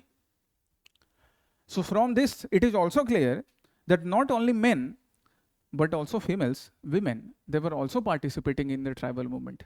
तो जो चीज इंडिया में कांग्रेस के मूवमेंट में बहुत लेट से हुआ, वो इनके यहाँ पहले से था कि मेल फीमेल दोनों इक्वली पार्टिसिपेट करती थी।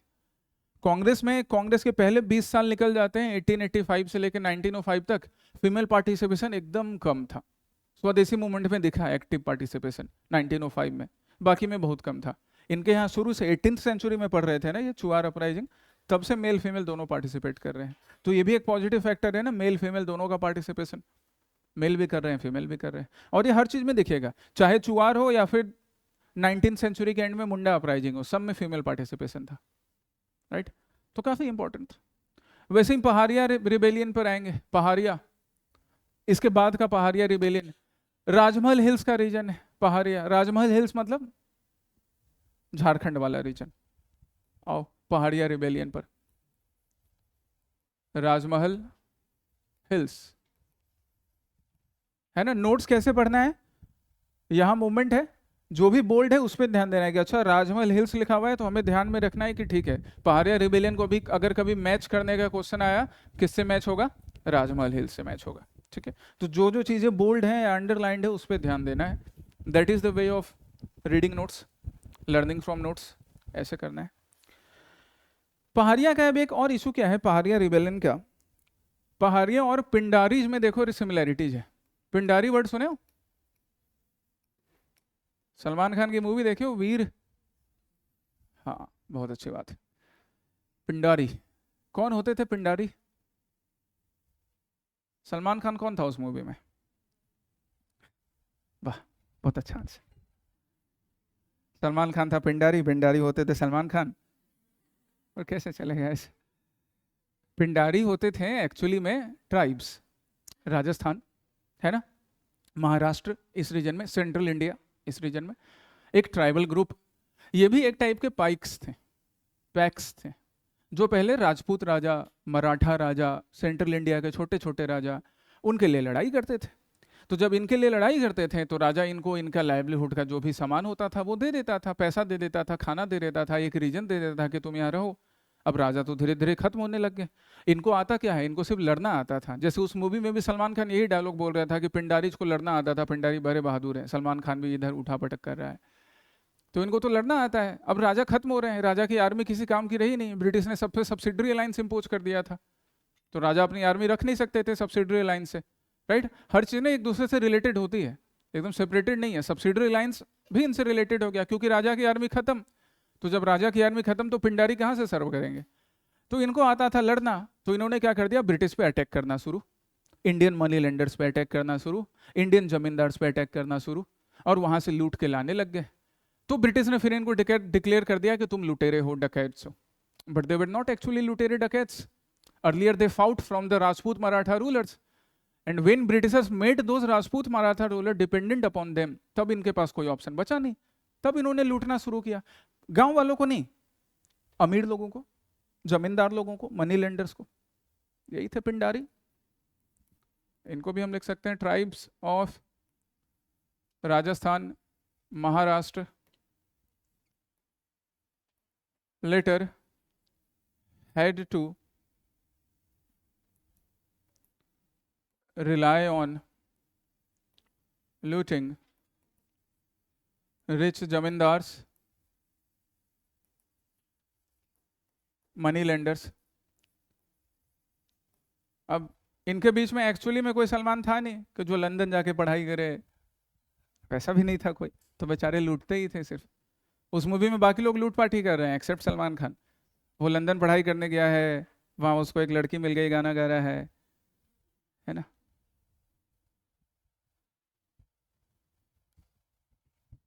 पिंडारीज, पहाड़िया भी हमारे उसी तरह कुछ सिमिलर है। पहाड़िया, देखो ये नाम कैसे पड़ गया, ये पहाड़ पे रहने वाले होते थे। पहाड़ मतलब हिल्स, पहाड़िया पहाड़ पे रहने वाले, हिल्स पे रहने वाले। अब हिल्स पे ये रहते थे, लेकिन हिल्स के बाद अब नीचे जो तराई रीजन होता है, राइट, जो प्लेन रीजन हिल्स से सटा हुआ है, वहां पर ये वहां पे कभी कभी रेड मारते थे। रेड मारते थे कि वहां पे जो बाहर से आके लोग सेटल हो गए हैं, या आसपास के गांव में कोई जमींदार है, कोई मनी लेंडर है, तो उस पर रेड मारा, वहां से लूट लिया, और फिर ऊपर कहाँ चले गए, हिल्स पे चले गए। पहाड़ पे रहने वाले थे, इसलिए नाम क्या पड़ गया इस ग्रुप का, पहाड़िया। सिंपल यही बात है, और कुछ नहीं। तो वो पहाड़ से आते थे, नीचे गांव में लूटते थे, और फिर वापस चले जाते थे। यही इनका मेन काम था। और बाकी अपने पहाड़ पे रह के जो भी उनको झूम कल्टीवेशन करना है, बाकी जो प्रैक्टिस है वो फॉलो कर रहे हैं। ब्रिटिश आई, ब्रिटिश ने बोला कि तुम कैसे लूटोगे, लूटने के लिए तो हम हैं, तो इनको रोक दिया। ब्रिटिश ने एक प्रॉपर स्टार्ट किया था, ब्रिटिश ही लूटने के लिए थे ना, दूसरे को लूटने नहीं दे सकते थे, इसलिए रोक देते थे। तो ब्रिटिश ने प्रॉपर एक लॉन्च किया था अपना मूवमेंट, ठीक है, not actually movement, properly launch किया था एक इवेंट, एक प्लान कि पहाड़ियास को खत्म करना है, ढूंढ ढूंढ कर पहाड़ियास का मर्डर करना है, मारना है उनको। पिंडारीज के साथ भी वही किया था, पिंडारीज को सप्रेस करने के लिए, क्योंकि ये जो मनी लेंडर्स होते थे, जमींदार होते थे, ये सोर्स ऑफ इनकम था ब्रिटिश के लिए। यही मनी लेंडर जमींदार तो ब्रिटिश को पैसा पहुंचाते थे, और वो फार्मर से लूटते थे। तो पहले जमींदार मनी लेंडर्स फार्मर्स को लूट रहा है, और वो फिर किसको पहुंचा रहा है, ब्रिटिश को। तो अगर कोई जमींदार को लूट लेगा तो किसको ज्यादा नुकसान है, ब्रिटिश। दैट्स वाई ब्रिटिश ने बोला पहाड़िया को खत्म करो, पिंडारीज को खत्म करो, and that's why they launched a campaign, a proper plan to kill Paharias. This is known as Paharia rebellion. Paharias ने रिबेल किया, पहाड़िया रिबेलियन बन जाता है, ठीक है। ये आपको पहाड़िया रिबेलियन में याद रखना, इसलिए मैंने लिख भी दिया यहाँ, the Paharias frequently plundered the plains, है ना, रेड मारने आते थे ऊपर से उतर के, ऊपर से उतर के।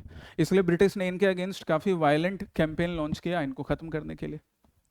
नेक्स्ट देख लो, भील अपराइजिंग। भील, भील कहाँ मिलते हैं गाइज?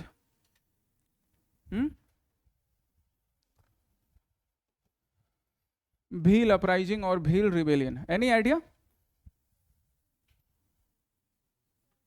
कहाँ? राजस्थान में मिलेंगे, है ना? सिर्फ राजस्थान में मिलेंगे क्या? तो सिर्फ राजस्थान में नहीं माय डियर, राजस्थान, मध्य प्रदेश, और जो मध्य प्रदेश में मिल रहा है वो यहां भी मिलेगा। कहाँ?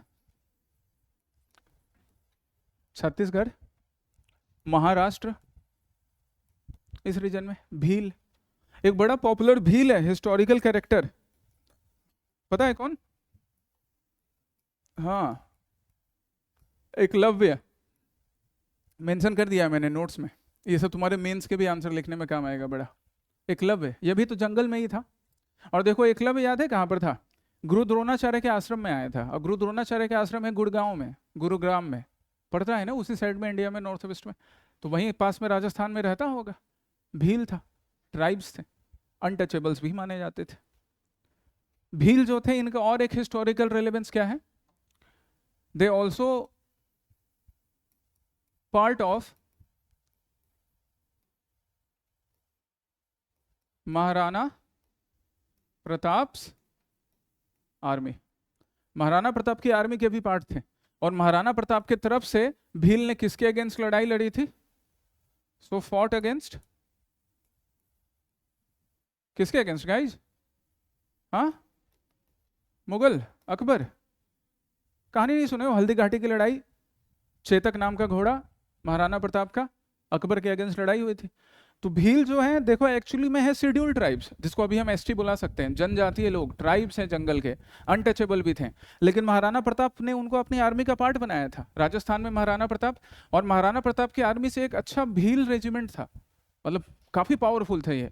इनकी आर्चरी स्किल बहुत बढ़िया होती थी। एकलव्य की आर्चरी स्किल याद करो कितनी बढ़िया थी, देख कर ही सीख लिया था उसने, वो यूट्यूब से सीखने वाला स्टूडेंट था, है ना? तुम लोग अर्जुन जैसे हो जो गुरुकुल तक पहुंचे हो, और वो यूट्यूब से सीख रहा था, जिसको बेचारे कोचिंग में एडमिशन मिला नहीं। और अभी यूट्यूब फ्री है, पहले नहीं होता था अनफॉर्चुनेटली, नहीं तो एकलव्य बढ़िया आर्चर बनता। खैर, तो महाराणा प्रताप की आर्मी में भी है, और किसके अगेंस्ट लड़ रहे हैं? अकबर के अगेंस्ट। तो क्वेश्चन ऐसे भी बनाया जा सकता है, क्वेश्चन ना ऐसे बन सकता है कि consider the following statement related to Bhils. तो एक स्टेटमेंट दे देगा भील रिबेलियन का, उसके सारे कॉज सिमिलर होंगे कि फॉरेस्ट लॉ उनके हार्म हो रहे थे, इकोनॉमिक एक्सप्लॉयटेशन हो रहा था, वगैरह वगैरह।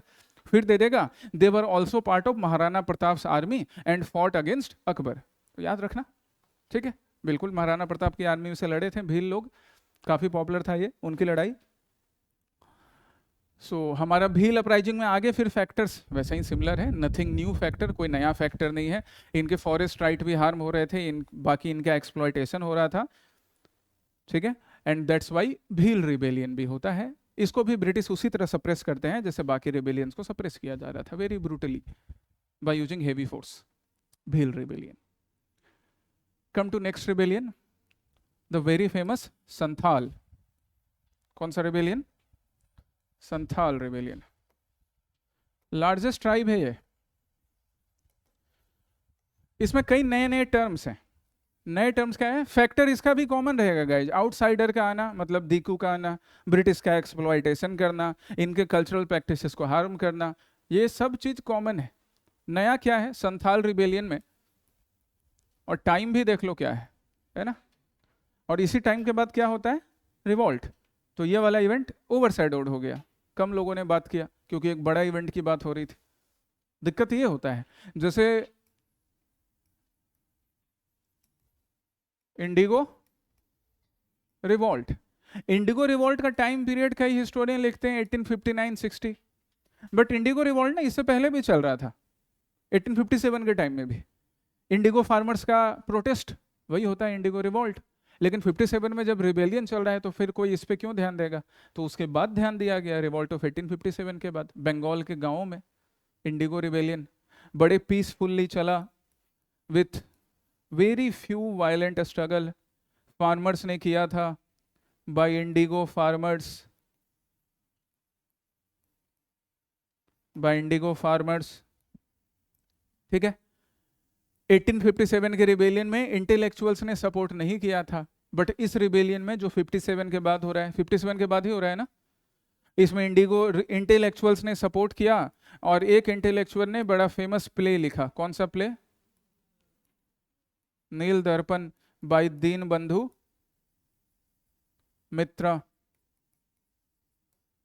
फार्मर्स थे इस रिबेलियन के पार्ट, इस रिवॉल्ट के पार्ट, और फार्मर्स थे रिबेलियन या रिवॉल्ट के पार्ट, इसलिए ये मूवमेंट भी कम्युनल नहीं था। इसमें कोई हिंदू मुस्लिम वाला एंगल नहीं था, इसमें फार्मर्स और ब्रिटिश वाला एंगल था। फार्मर्स ने बोला कि हम इंडिगो कल्टीवेशन नहीं करेंगे तो नहीं करेंगे। इसमें हिंदू मुस्लिम कहाँ से आया? नहीं था। ध्यान रखना इस चीज को कि इंडिया में जो फार्म रिवॉल्ट होते हैं उसमें हिंदू मुस्लिम एंगल बहुत कम है। कुछ जगहों पे देखा था, जैसे मोपिल्ला रिबेलियन होगा नॉन कॉपरेशन मूवमेंट के टाइम में, केरल में है ना, मोपिल्ला, वहां पे हिंदू मुस्लिम एंगल बाद में दिखने लगा था। शुरू में नहीं था बट बाद में हिंदू मुस्लिम में टर्न हो गया था। वो मोपिल्ला जो थे वो फार्मर्स थे केरल के, हम लोग पढ़ेंगे अलग से, फार्म मूवमेंट वाला पार्ट भी अलग से देखेंगे, बट आज भी सुन लो। मोपिल्ला जो थे देवर फार्मर्स, ठीक है, वो फार्मर्स थे एक्चुअली में, मोस्टली मुस्लिम फार्मर्स। और जो जमींदार थे मोस्टली क्या थे? हिंदूज थे। तो पहले फार्मर्स वर्सेस जमींदार स्टार्ट हुआ, लेकिन वो फिर मुस्लिम वर्सेस हिंदू हो गया। कई जमींदार मारे गए थे, ठीक है, तो वो मुस्लिम वर्सेस हिंदू हो गया था। और ब्रिटिश को इन सब चीजों का फायदा उठाना होता था। ब्रिटिश ने बड़े ब्रूटली मोपिल्ला रिबेलियन को सप्रेस किया था फिर, ठीक है, केरल में। इवन गांधी जी को भी मोपिल्ला से अपना हाथ खींचना पड़ा था। शुरू में गांधी जी ने मोपिल्ला रिबेलियन को सपोर्ट किया कि फार्मर्स का है, फिर गांधी ने जैसे ही देखा हिंदू मुस्लिम एंगल है तो गांधी ने बोला कि इसका नॉन कॉपरेशन से कोई लेना देना नहीं है, ठीक है, this is another part, not part of non cooperation movement.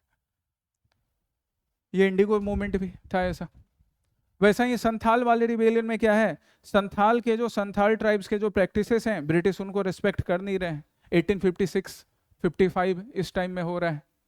Present day कौन सा रीजन? वही राजमहल हिल, झारखंड, ठीक है। अभी संथाल ट्राइब आपको झारखंड में मिलेगा, बिहार में मिलेगा, उड़ीसा में भी मिलेगा, छत्तीसगढ़ में भी मिलेगा, लार्जेस्ट ट्राइब है संथाल। यहाँ पे एक इंपॉर्टेंट टर्म क्या है? दमिन ए कोह।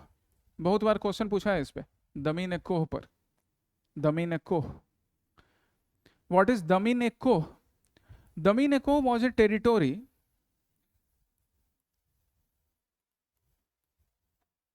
formed in this region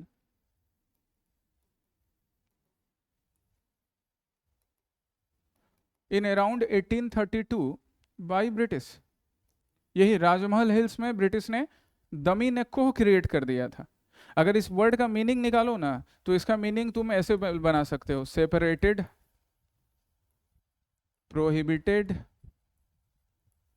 ऐसे लैंड, दमीन ए कोह, कि बाहर के लोगों के लिए प्रोहिबिटेड रहेगा, बाहर के लोगों के लिए सेपरेटेड रहेगा। इस लैंड पे सिर्फ किसका राइट होगा? संथाल ट्राइब का। कब ऐसा बनाया? अराउंड 1832।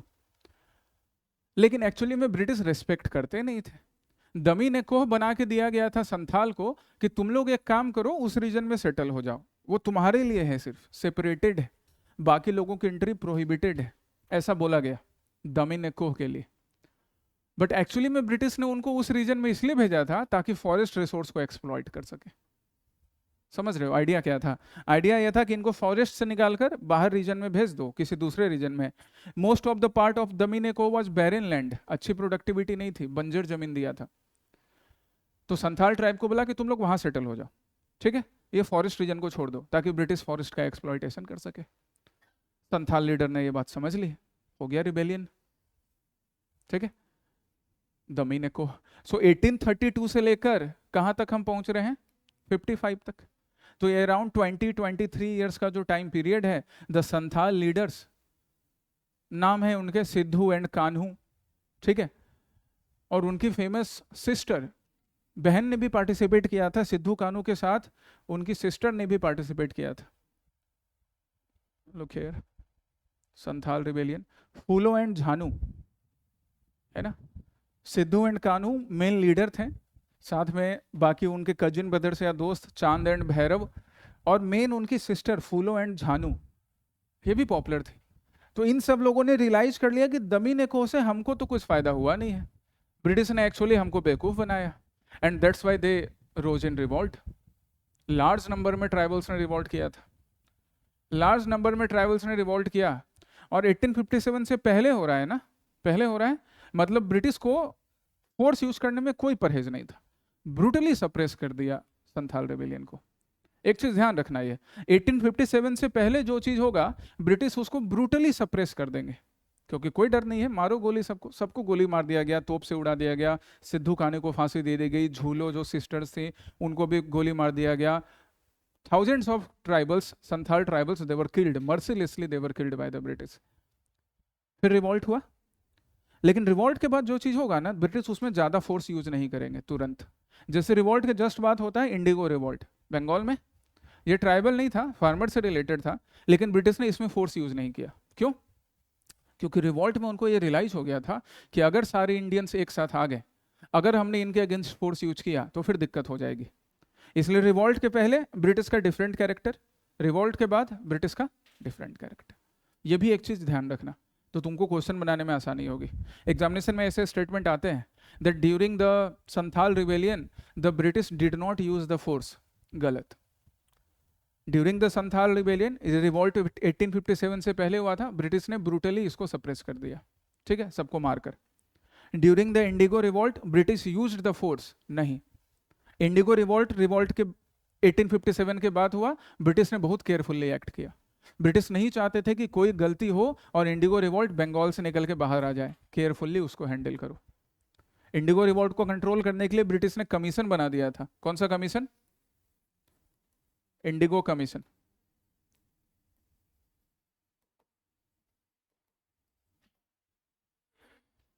तो दोनों इवेंट एक दूसरे के आसपास है, इसलिए हमने दोनों को एक साथ पढ़ा है। एक फार्मर से रिलेटेड है, ट्राइबल का नहीं है, लेकिन दोनों को एक साथ देखते हैं, एक रिवॉल्ट के पहले, एक रिवॉल्ट के बाद। ओके, संथाल रिबेलियन के लिए आप ये वाला टर्म स्पेशली याद रखिएगा, राइट। और साथ में ये लीडर्स के नाम, सिद्धू एंड कान्हू दोनों भाई थे, इनका नाम, इनकी सिस्टर का नाम भी, फूलो एंड झानो का नाम भी। इन्होंने लड़ाई वैसे ही लड़ी, गुरिल्ला वॉरफेयर, मतलब जंगल में छिपकर लड़ाई करना। और एक और अचीवमेंट क्या था संथाल रिबेलियन का, बाद में जाकर होता है, इमीडिएट अचीवमेंट नहीं है, बाद में जाकर।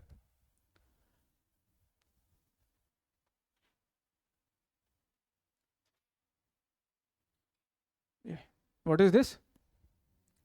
संथाल परगना, लेकिन टाइम कब है? 76, है ना, नॉट इन 1855।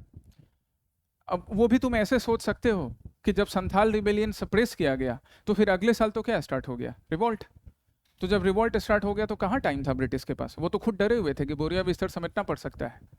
कैनिंग ने बोला भी था कि अगर पटियाला का राजा और राजपूत ये सब मेरे हेल्प के लिए नहीं आते, सिंधिया नहीं आते, तो I had to pack my bag and baggage from India, समेट के जाना पड़ता मुझे। तो इसलिए बाद में जाके संथाल परगना बना। कब बना? 1876 में। इमीडिएट अचीवमेंट नहीं है, आगे जाके बनाया जाता है, ठीक है। ये वाला पॉइंट भी याद रखेंगे। That much is enough for Santhal. और एक पॉपुलर की बात करें, अच्छा जैसे उड़ीसा वाला मैं तुम्हें एक बता रहा था ना, देखो उड़ीसा भी यहाँ पर, खोंड अपराइजिंग। कौन सा? खोंड। कहाँ से रिलेटेड? उड़ीसा से। और इसमें एक यूनिक टर्म क्या है? ये मरिया। मरिया वर्ड आ सकता है एग्जामिनेशन में कि the word Meriah related to Khond uprising means, 4 option दे देगा, क्या मतलब हुआ ऐसा। तो मरिया को देखो ऐसे याद रखना, अभी वहां मत पढ़ो, ऐसे याद रखो। तो मरिया मारने से रिलेटेड, मारना भी होता है ना, मारना, मुर्दा, मरिया, तो मरिया में मारा जाता था, ठीक है, human sacrifice, okay, ritualistic human sacrifice. तो ये भी एक मेन रीजन था, ब्रिटिश ने इसको बैन कर दिया था and this become a main reason. उसके अलावा बाकी रीजन तो कॉमन है, वही एक्सप्लॉयटेशन, इनके कल्चरल राइट खत्म करना, सोशल राइट खत्म करना, बट एक मेन रीजन क्या? इस प्रैक्टिस को बैन करना। मरिया, ह्यूमन सेक्रीफाइस, कहाँ हो रहा है? उड़ीसा में, ठीक है, खोंड। हाँ। एक और रिबेलियन देखिए जो इंपॉर्टेंट है, मुंडा। कौन सा रिबेलियन? मुंडा रिबेलियन। ये भी फिर से उसी रीजन में होगा, राजमहल सिल्स में, झारखंड वाले रीजन में, अनदर ट्राइब। मुंडा रिबेलियन 1890s की बात है, ये बाई बिरसा मुंडा, ठीक है। इस मुंडा रिबेलियन को हम एक और नाम से जानते हैं, AKA क्या क्या बुलाते हैं, ऑल्सो नोन एज, नहीं देखो तो बाहर वाले हैं ना, ये तो वहीं के हैं, इनहेबिटेंट। हाँ हाँ, क्या बोला अमर तुमने? हाँ गुड। मुंडा रिबेलियन को क्या बुलाते हैं, मैं इसकी बात कर रहा हूँ गाइज। मुंडा रिबेलियन ऑल्सो नोन एज उलगूलन। क्या क्या बुलाएंगे? उलगूलन। ठीक था अमर, ऑलमोस्ट करेक्ट था, है ना? एग्जैक्ट टर्म नहीं भी याद रहे तो देखकर समझ में आ जाएगा, उलगूलन। ओके, ये टर्म याद रखना, क्या बुलाते हैं? उलगूलन, मुंडा रिबेलियन का नाम। और जो हमारे बिरसा मुंडा हैं, आकाश रावा नहीं बुलाएंगे इनको अभिनव, उल्टा हो जाएगा ना, धरती पर रहते थे ना, तो आकाश रावा क्यों बुलाओगे तुम? He was also known as क्या? धरती आबा। अब आबा में बी लगा दो तो बाबा भी बन जाएंगे। तो बाबा क्या होते हैं भाई? भगवान के अवतार है। तो मैंने बोला ना, लोग इनको भगवान बिरसा मुंडा बुलाते हैं, इसलिए एक और नाम क्या? धरती आबा, धरती बाबा। और बाबा में से बी हटा देना, आबा लिखा जाता था। ट्राइबल वर्ड है इसलिए आबा लिखते थे, ऐसे हिंदी में यूज करेंगे तो बाबा लिखेंगे, धरती बाबा, संजू बाबा।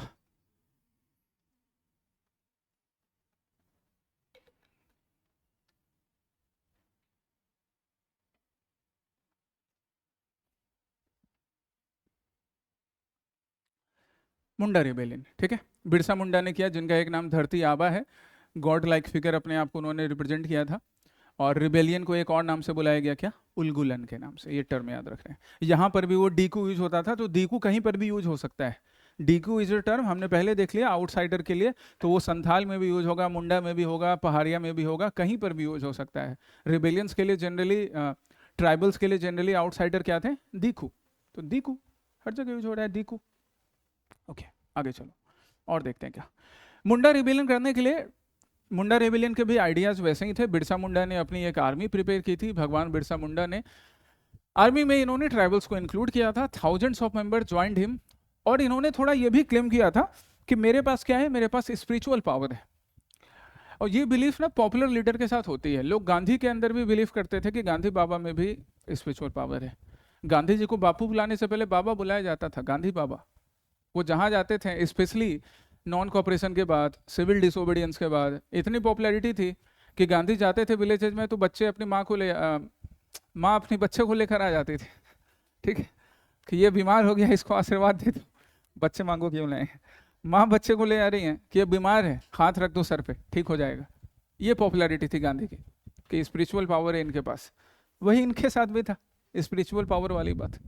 तो इस वजह से भी काफ़ी लोगों ने ज्वाइन किया, बट ब्रिटिशर्स हैंग्ड हिम, फांसी दे दिया गया, और बिरसा मुंडा रिबेलियन भी खत्म हो जाता है ब्रूटली, राइट।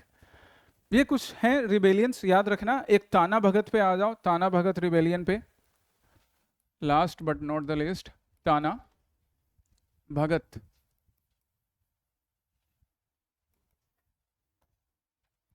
इसमें सबसे इंपॉर्टेंट बात क्या है? सबसे इंपॉर्टेंट बात क्या है? ये नॉन वायलेंट नेचर का था।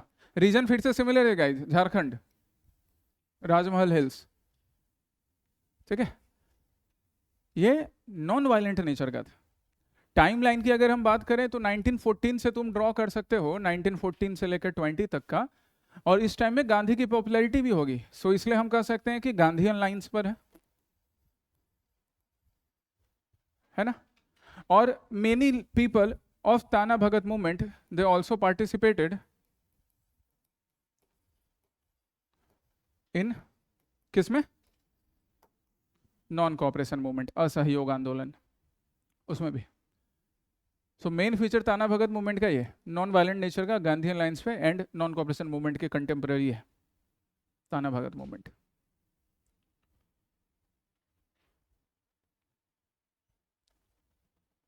Okay,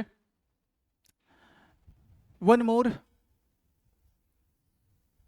from the Naga hills. Naga hills वाले रीजन में कौन सा? नागा मूवमेंट। इसको एक और नाम से बुलाते हैं, किस नाम से? एनीवन? हाँ वेरी गुड, कौन सा movement? Heraka. Right, by Naga leaders, short में उनको जाडोंग लिख सकते हो क्या, जाडोंग। और इन्हीं की सिस्टर थी, हिज सिस्टर कौन, गैडेनलियो, इन्हीं की सिस्टर, हेराका मूवमेंट। एकदम सिंपल इसका लॉजिक है। This was against the interference of Christian missionaries in the lives of Naga tribes, कि भाई नागा ट्राइब्स के लाइफ में ये क्रिश्चियन मिशनरीज इंटरफेयर कर रहे हैं, उनको कन्वर्ट किस में करवा रहे हैं, क्रिश्चियनिटी में, इसलिए इन क्रिश्चियन मिशनरीज को भगाओ। तो ये क्रिश्चियन मिशनरीज भी क्या हो गए, दीकू, दीकू, दीकू ही हुए ना, आउटसाइडर, ठीक है। So against Christian missionaries and so साथ में ब्रिटिश, अब ब्रिटिश की इकोनॉमिक एक्सप्लॉइटेटिव पॉलिसी भी अप्लाई हो ही जाएगी साथ में, वो कहीं छूटा हुआ है नहीं, सबका एक्सप्लॉइटेशन किया ब्रिटिश ने। और बड़ी केयरफुली हिस्ट्री को फिर बाद में डिजाइन किया गया, रीडिजाइन किया गया। अभी अगर नागालैंड में जाओगे तो अभी रानी गैडेनलियो ना काफी कम सेलिब्रेटेड फिगर है, जितना इनको मिलना चाहिए था ड्यू क्रेडिट उतना नहीं मिला, जितना रानी गैडेनलियो को क्रेडिट मिलना चाहिए था, क्योंकि जितना क्रेडिट लक्ष्मीबाई को मिला या बाकी लीडर्स को दूसरे रीजन में मिला, उतना गैडेनलियो को नहीं मिला या जाडोंग को नहीं मिला। इसलिए नहीं मिला क्योंकि अभी नागालैंड में जाओगे तो वहाँ majority which religion is being followed, Christianity. तो हिस्ट्री भी जो होता है ना, हिस्ट्री के लिए टाइम चाहिए होता है, रिसोर्स चाहिए होता है, वो था इनके पास, ब्रिटिश के पास। तो जब धीरे धीरे लार्जर जो पॉपुलेशन है वो क्रिश्चियनिटी में कन्वर्ट होते चले गया, तो नागा मूवमेंट किस वजह से स्टार्ट हुआ था उसी को इग्नोर कर दिया गया, राइट, कि नागा मूवमेंट क्रिश्चियन मिशनरीज के अगेंस्ट स्टार्ट हुआ था, क्योंकि दोनों चीजें एक साथ नहीं चलेंगी ना। रानी गैडेनलियो क्रिश्चियन मिशनरीज के अगेंस्ट है, तो फिर उनको सेलिब्रेटेड फिगर कैसे बनाया जाएगा, क्योंकि मेजोरिटी क्या है नागालैंड में, क्रिश्चियनिटी। इसलिए जो क्रेडिट मिलना चाहिए वो क्रेडिट नहीं मिला बेचारे को, राइट। खैर वो एक अलग पॉलिटिकल बात है। एक और बात क्या है कि इट वॉज कंटेम्प्ररी ऑफ, किसका कंटेम्प्ररी बनता है, किसका contemporary, civil disobedience movement, CDM। And so along with protest of Naga leaders like हमारे जो जाडोंग है एंड गैडेनलियो हैं, इनका प्रोटेस्ट सिर्फ क्रिश्चियन मिशनरीज और ब्रिटिश इकोनॉमिक पॉलिसीज के अगेंस्ट नहीं, साथ ही साथ किससे कनेक्ट हो गया, सविनय अवज्ञा आंदोलन, सिविल डिसोबीडियंस मूवमेंट से भी। एंड 1932 के अराउंड इनको अरेस्ट करके जेल में डाल दिया जाता है। तभी 18 साल भी नहीं पूरा हुआ था गैडेनलियो का जब अरेस्ट हुई थी, ठीक है, यहीं शिलोंग जेल में अरेस्ट करके लाके रखा गया था, शिलोंग जेल में। तो जब बाद में फिर अब सिविल डिसोबीडियंस भी खत्म हो गया, कांग्रेस की गवर्नमेंट बनती है 1937 में, जेल नेहरू आते हैं शिलोंग, और जेल नेहरू जेल में जाते हैं। सिविल डिसोबीडियंस के टाइम में जो जो लोग अरेस्ट हुए थे सबसे मिलते हैं, तो मालूम पड़ा कि एक लड़की जिसका उम्र अभी 18 भी नहीं पूरा था उसको अरेस्ट किया गया था 5 ईयर्स पहले। तो जेल Nehru was impressed from her bravery. Jadonang को फांसी दी जा चुकी थी, जिन्होंने स्टार्ट किया है ना, ही वॉज हैंग्ड, इनको फांसी दे दी गई थी, ब्रिटिश ने फांसी दे दिया था। रानी गैडेनलियो जेल में थी। तो जेल नेहरू आते हैं और इनको क्या टाइटल देते हैं, रानी, ठीक है, रानी गैडेनलियो बनती है। जेल Nehru tried to release Gaidinliu from jail but release नहीं करवा पाते हैं, इनका रिलीज इंडिपेंडेंस के टाइम में होता है, ठीक है, जेल नेहरू रिलीज नहीं करवा पाते हैं, इंडिपेंडेंस के टाइम में रिलीज होता है। इंडिपेंडेंस के टाइम में रिलीज होता है, उसके बाद फिर वही जो मैंने तुमको बताया कि ज़्यादा सेलिब्रेटेड फिगर बन नहीं पाई due to more popularity of Christianity in Nagaland, उतनी सेलिब्रेटेड फिगर नहीं बनी। और ऊपर से जिस ट्राइब से ये बिलोंग करती थी, जेलियांगरोंग ट्राइब, वो भी उतना लार्जर और इन्फ्लुएंशियल ट्राइब नहीं है नागा रीजन्स में, ठीक है, या मणिपुर रीजन में ये ट्राइब जो है जेलियांगरोंग ट्राइब जिससे ये बिलोंग करती थी। तो इस वजह से ज़्यादा पॉपुलैरिटी नहीं हुई, लेकिन गवर्नमेंट ऑफ इंडिया ने इनको ऑनर किया, कौन सा टाइटल देकर, पद्म भूषण टाइटल देकर, ओके, पद्मश्री से ऊपर है Padma Bhushan, then Padma Vibhushan and then Bharat Ratna. तो अगर उस ऑर्डर में देखा जाए तो भारत रत्न, पद्म विभूषण, पद्म भूषण, तो थर्ड ऑर्डर हो गया ना, थर्ड हाईएस्ट ऑर्डर। ऐसे भी पूछा जा सकता है, बन सकता है ना ऐसे क्वेश्चन कि डायरेक्ट पद्म भूषण नहीं लिखा जाए, क्या लिख दिया जाए कि इनको थर्ड हाईएस्ट सिविलियन ऑनर दिया गया है ना, बन सकता है ऐसे भी स्टेटमेंट, तो हमको ऐसे भी समझना चाहिए, डायरेक्ट इनडायरेक्ट। ओके, ये है। बाकी कुछ और ट्रैवल मूवमेंट्स भी हैं with normal nature, normal character. उन ट्रैवल मूवमेंट के नेम और उनके रीजन स्पेशली तुमको ध्यान में रखने हैं। जहाँ कहीं पर भी लीडर्स हैं तो वो मैंने बोल्ड कर दिया है कि इन लीडर का नाम याद रखना है। जहाँ पे नहीं याद रखना है तो मैंने खुद ही मेंशन नहीं किया है नोट्स में, क्योंकि बहुत सारे नाम हो जाएंगे और वो अननोन नेम से तुम्हारे लिए तो याद नहीं रख पाओगे। अभी क्लास के बाद फिर क्या करना है, ये नोट्स में फाइनल करवा के तुमसे शेयर करवा दूंगा, शाम तक शेयर हो जाएगा सबके ग्रुप में, जो स्टूडेंट व्हाट्सएप ग्रुप में भी और ऐप पर भी, दोनों जगह अपलोड हो जाएगा। उसको एक बार पढ़ना और देन एमसीक्यू अटेम्प्ट करना, ठीक है? सारे एमसीक्यू अटेम्प्ट करो। टुडे इज व्हाट, वेंसडे ना? सैटरडे को मैं इसका डिस्कशन करता हूँ एमसीक्यू का, तो और बेटर जो सारी चीज़ें हैं वो भी क्लियर हो जाएंगी। Saturday Sunday I will discuss the MCQs. Okay, ठीक है? और फिर हम लोग नेक्स्ट वीक या उसके अगले वीक फिर कोई नया टॉपिक करेंगे इसी तरह से। क्लासेस तो चलती रहेंगी, क्लासेस में तो जो कर रहे हो, इसी तरह से दूसरा टॉपिक भी करेंगे जो नॉर्मल क्लासेस के टाइम में नहीं हो पाता है ड्यू टू टाइम कंस्ट्रेंट। तो जैसे अगले बार होगा तो हम लोग फार्मर रिवॉल्ट कर लेंगे, या वाइसरॉय कर लेंगे, गवर्नर जनरल्स कर लेंगे, ठीक है? डेवलपमेंट ऑफ प्रेस कभी करेंगे, डेवलपमेंट ऑफ एजुकेशन करेंगे। तो ऐसे प्रीलिम्स तक हम लोग ये सेशन कंटिन्यू करते जाएंगे, राइट? ठीक।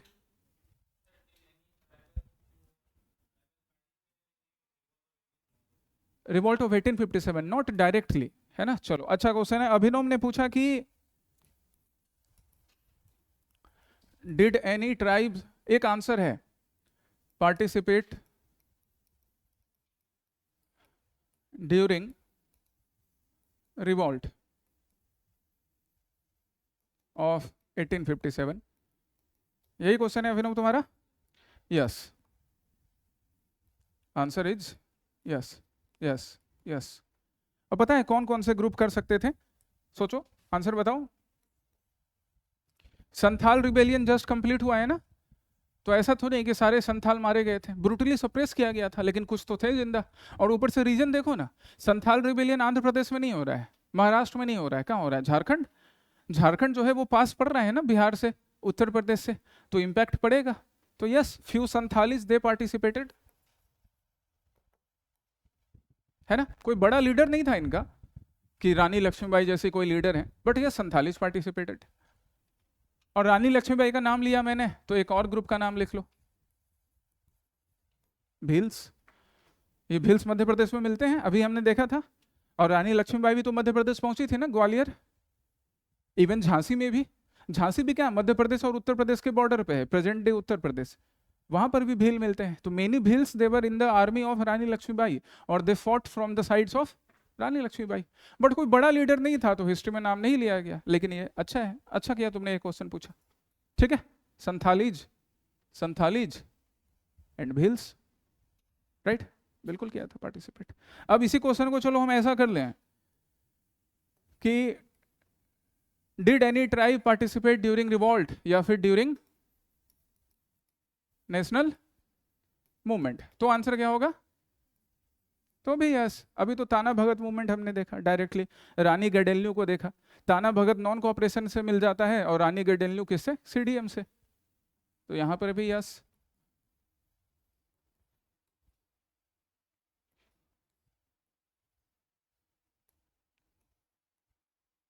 है ना? ठीक है,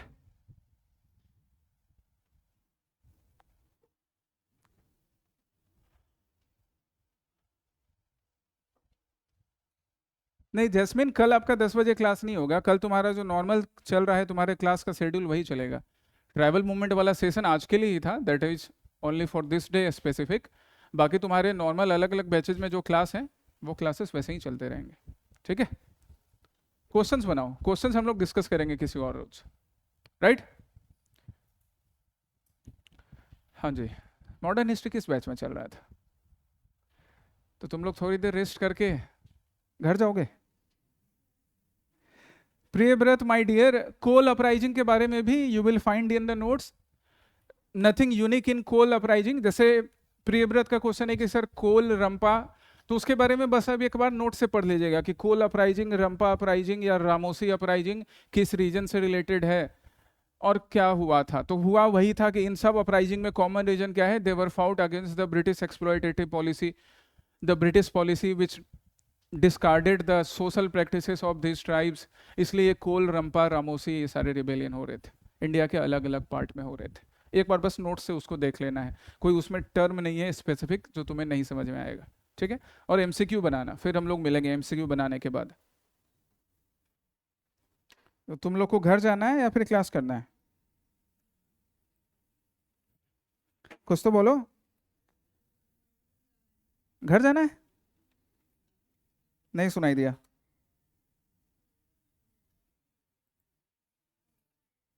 क्लास करना है ना? चलो बहुत बढ़िया, क्लास करना है। थक गए? नहीं ना? हाँ बढ़िया है। ये सेशन मैं एंड कर रहा हूँ। जब मैं बोलते बोलते नहीं थका यहाँ खड़े होकर, फिर तुम लोग बैठे बैठे अपने सीट पे कैसे थक जाते हो भाई?